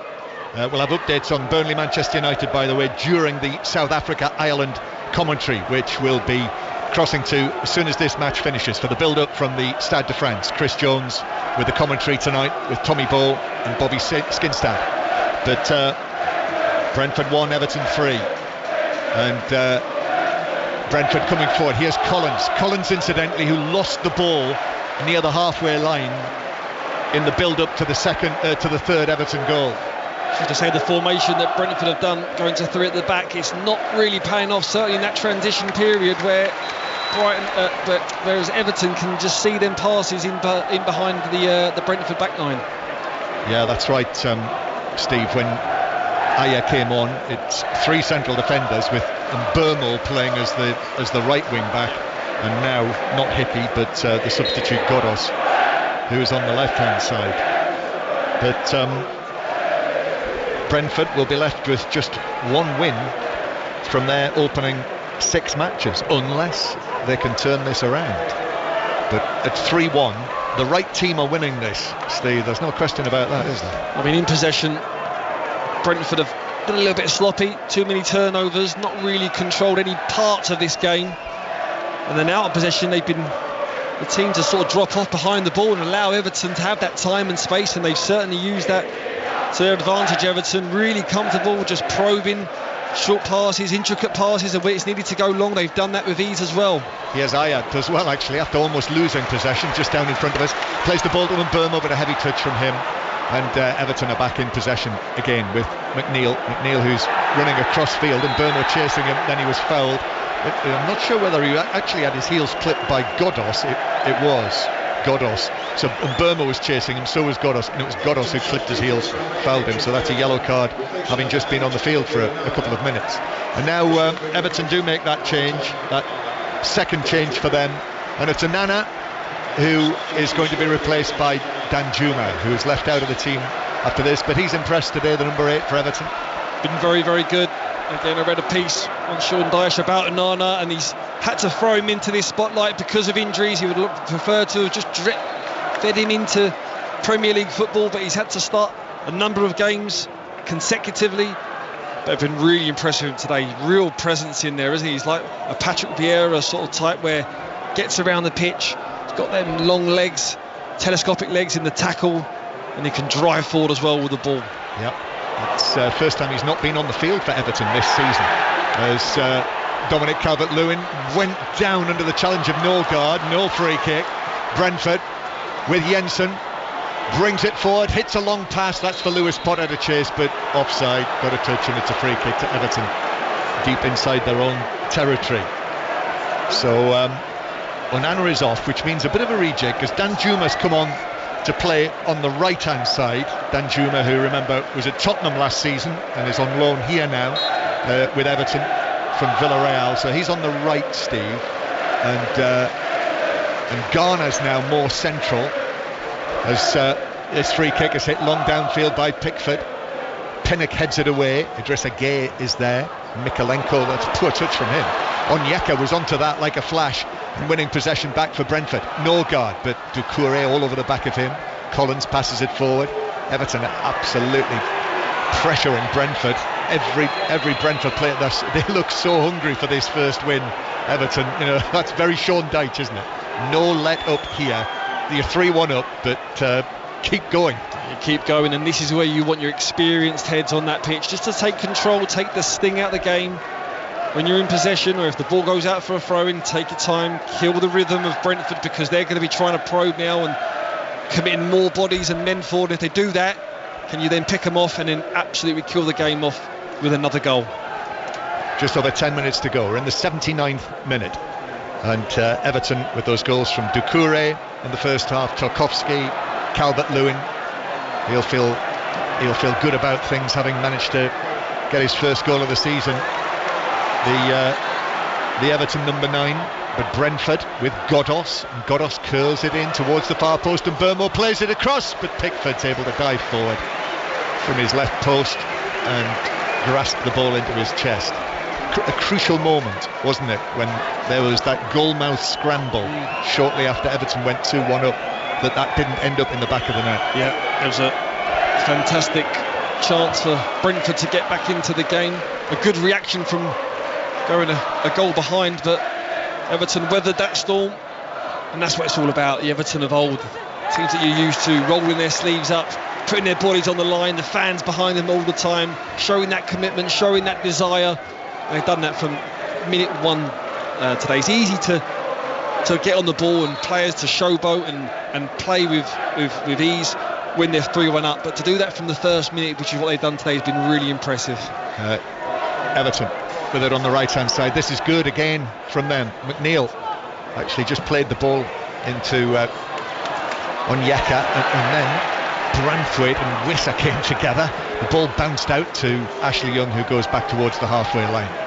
I mean, it was strange last Sunday afternoon, because if you remember the previous Friday, the news had been confirmed that Farhad Moshiri had accepted an offer for the club, but there was so much uncertainty about what that would mean. You know, would it be the right thing to do? How long would it take to be ratified, which would appear to be a period of months? So it was a strange atmosphere around the ground, and Arsenal just ran rings around Everton that day. It was a 1-0 win going on several, but this has been chalk and cheese. Ball forward towards Calvert-Lewin does well, chests it forward, couple of little headers in there, up against Pinnock, takes it down into the full back position, then Calvert-Lewin plays it back, but actually passes it straight away to Mbeumo, and Mbeumo just plays the ball along the edge of his own penalty area. But certainly Calvert-Lewin, to get a goal from open play, his last 3 goals away from home in the Premier League have been from the penalty spot. So so many things for Everton today have clicked into place. Yeah, and you can I can guarantee that Sean Dyche would have put a blanket over this squad with all the whispers and distractions going on around and off the pitch. He would have put them on that training pitch and had meetings and said, listen, what we work on here, this is all for the game day. Everything that goes on, all the distractions other than that, we don't need. Ashley Young just was caught by Godos, who's been yellow carded, and Ashley Young was threatening to burst away there, 15 yards inside the Brentford half, which was risky from Godos, and Ashley Young wasn't very happy about it either, and had to be placated by a couple of teammates. Free kick then to be taken down in front of us by Garner. Brentford holding a high line. Garner plays it in, looking for Brantwaite actually, and the referee's seen that the offside flag is up, so it's a free kick to Brentford inside their own half. So we are now in the 83rd minute. If you've just switched on, if you're at one of the matches this afternoon, there's no 606 tonight, but there will be an hour tomorrow when we will have all 5 of tomorrow's Premier League matches. There will be commentary either on 5 Live, Sports Extra or online. So 4 matches kicking off at 2 o'clock. Arsenal against Tottenham is the top of the bill. Matthew Upson will be with us at the Emirates Stadium for that one, so don't miss that. 5 Live, the place to hear Arsenal Tottenham. Liverpool West Ham on Sports Extra. Sheffield United Newcastle on 5 Live from 4:30. Steve Crossman will be at the Emirates with us from 12 o'clock tomorrow.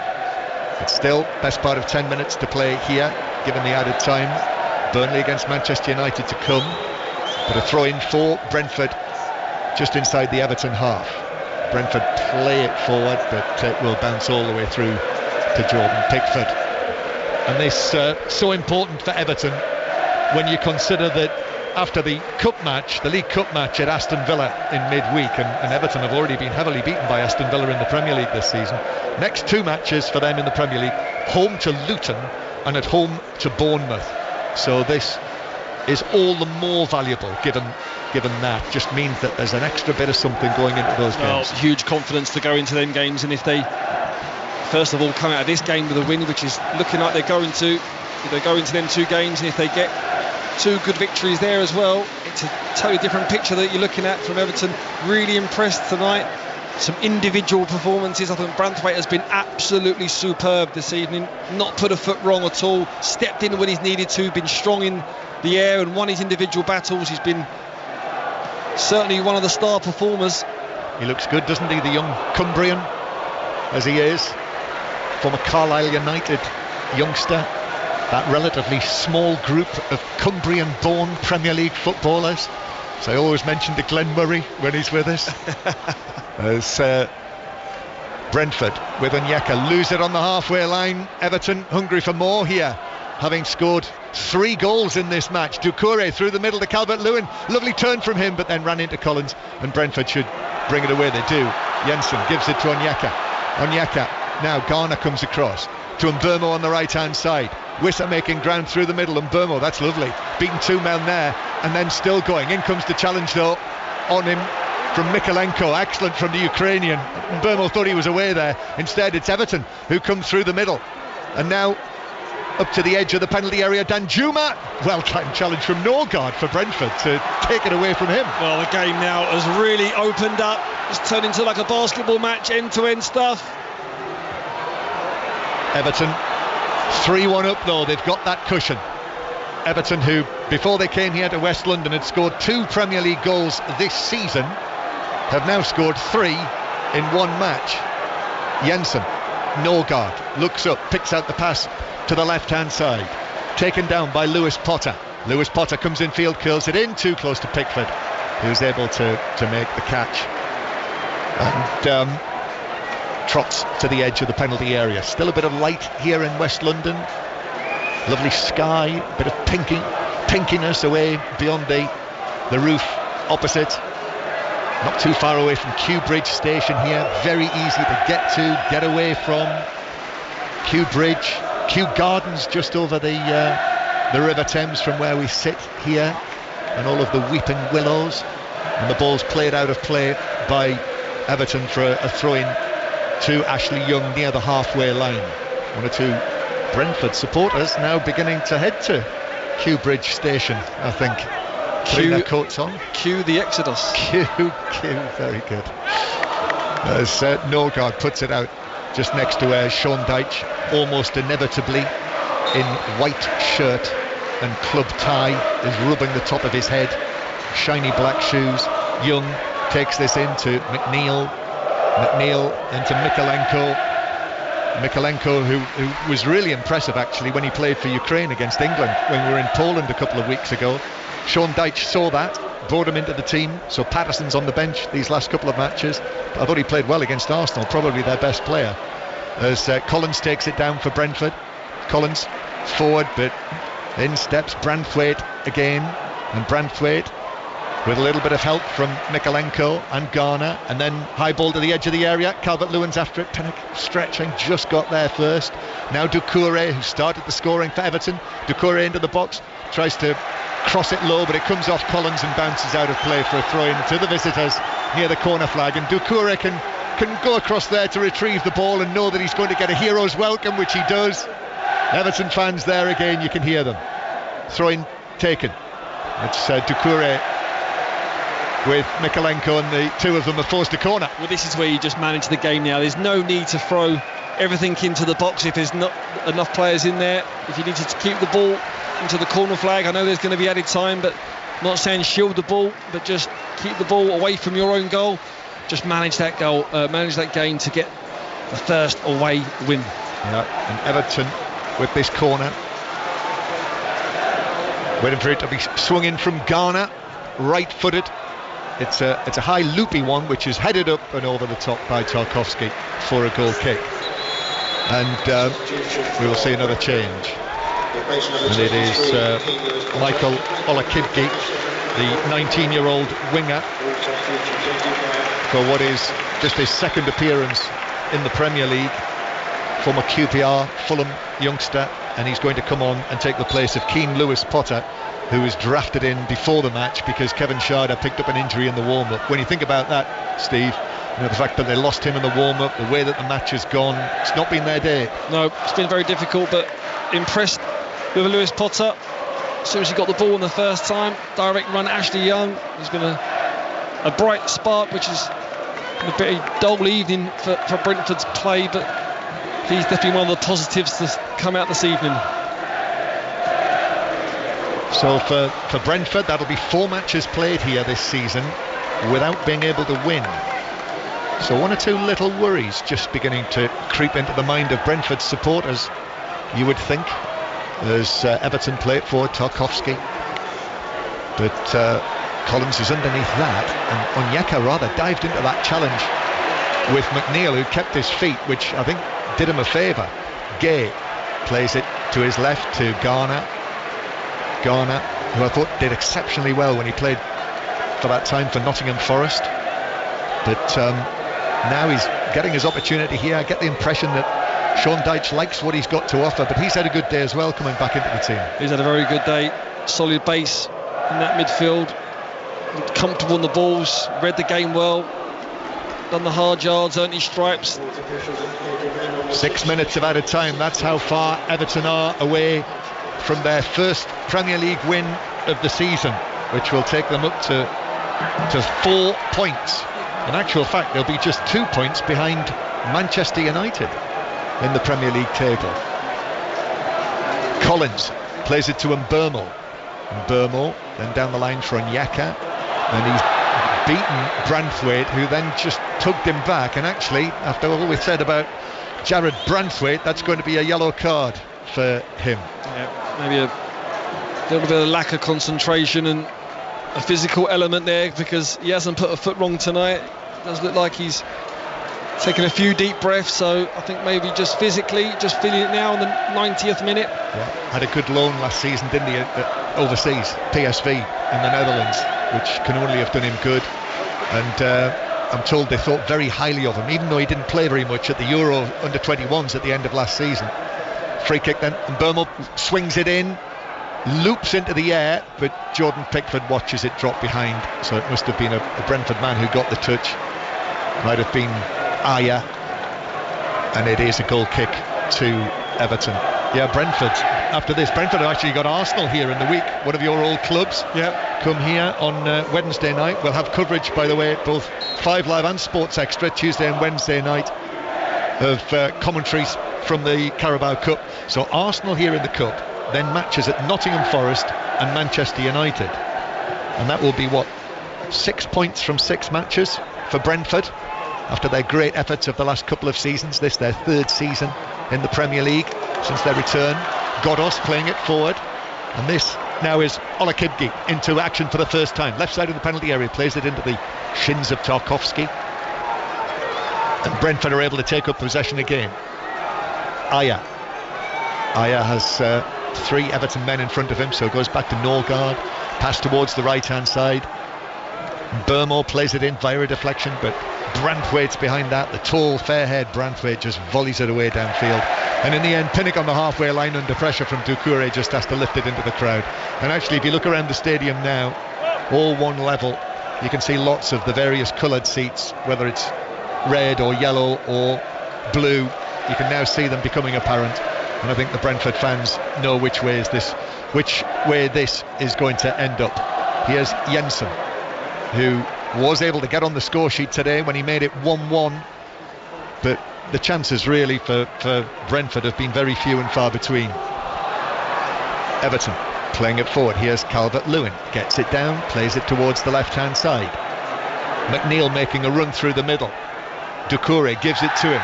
McNeil is challenged, but a fair challenge from Aya. And now Brentford with Mbeumo, and then Mbeumo is fouled on the halfway line by Garner, and that's a free kick for Brentford. That just sums up what you just said there, John. They're good players, and the players that's got the spark in his team, they haven't been able to do it in the key areas. So Mbeumo there, sort of being on the right hand side on the halfway line, that's where Everton want him. Olakibgi plays it in towards the back post, but that's headed away by Mikalenko, who might have been fouled by Onyeka. No, says referee Oliver. McNeil is playing keepy-uppy in his own left-back position, and now he's lost possession of the ball. Sean Dyche looks a little exasperated with that. Certainly will be if it leads to a Brentford goal. Norgard plays it across. Ashley Young was there to head it away. Aya, Norgard, Christopher Aya again, out to Mbeumo, who just walks in field with the ball at his feet. We've already had 4 minutes of the 6 minutes of added time. We'll be going to the Stade de France almost immediately after the end of this match. But Everton are able to clear away downfield, and Flecken has the ball again halfway inside his own half. Yep, Everton's day. It's been Sean Dyche down there with Ian Warne and Steve Stone, who's just currently sitting down on his seat. This is what they've been waiting for this season, Everton and their supporters. Here's Godos on the left-hand side for Brentford. Ball into the area. Olakibgi could be in here. The covering challenge comes in. Olakibgi went down as I think it was Tarkowski who came in with a challenge. I did wonder for a moment whether he might have caught him in the box. Just thought Danjuma there, just maybe a slight pull, but Michael Oliver's waved on. Yeah, it was actually played by Olakigbe as Tarkowski came in, and I'm not sure there was enough from Dan Juma, who was chasing him into the box. Not for me. Everton cleared Not for me. But like we said a minute ago with Mbeumo on that right-hand side, not getting inside the 18-yard box. How many touches has Risa had in the 18-yard box this evening? That's where Everton have been, they basically just dominated that area of the pitch, keeping all their positive, bright players, Brentford's out the box and not creating anything. Everton lose it though in their defensive third, and he has Godos. Little ball in from Olakigbe to the edge of the area, no guard, lifted forward by Collins. Olakigbe takes this down, but it bounces off him as he tried to chest it down and actually was in an offside position. And it is a free kick to Everton, and there's a low 5 between Jordan Pickford and Dan Juma in there. So Brentford 1, Everton 3 remains the score, and we are not too far away from handing you across to our team in the Stade de France. You can read all about the day's action on the football pages of the BBC Sport website. Highlights, match of the day tonight, BBC One, or any time on the iPlayer. And if you watch match of the day tonight, you will see Everton's first Premier League win of the season, and a good win too. 3-1 here against Brentford. Sean Dyche marches onto the pitch, clapping his hands above his head to the Everton supporters. They've had a good day, Steve Sidwell. What a great evening that is for Sean Dyche and this Everton team. Showed confidence, resilience, great play, great man management, great individual battles won, and a good team performance. Real quality, giving them huge confidence going into the next few games now. Steve, thanks for your company tonight. 1 or 2 worries, I think, just servicing for Brentford after this, who have yet to win here at their home stadium this season. 3-1 the final score. Doucouré opened the scoring for Everton. Matthias Jensen made it 1-1 with what was Brentford's first attempt on target, but Everton was strong throughout. Tarkowski with a header from a corner in the second half, and then Dominic Calvert-Lewin getting his first goal of the season, which effectively wrapped it up for Everton and takes them up to 4 points and out of the bottom 3 at this early stage of the season. So the players shaking hands here on the pitch, the Everton supporters singing their songs. Tomorrow on 5 Live we have commentary on all 5 Premier League matches that are being played, and first one off with the commentary on 5 Live is the North London derby. Don't miss it. Arsenal against Tottenham is on 5 Live tomorrow from 2 o'clock, but all of the matches either on 5 Live, Sports Extra, or available online. So that's it from us. Now it's time to head back to the Rugby Union World Cup, one of the biggest matches of the pool stages being played tonight. South Africa against Ireland. Commentary coming up from the Stade de France, but let's get you straight to Sonia McLaughlin to build up to it all.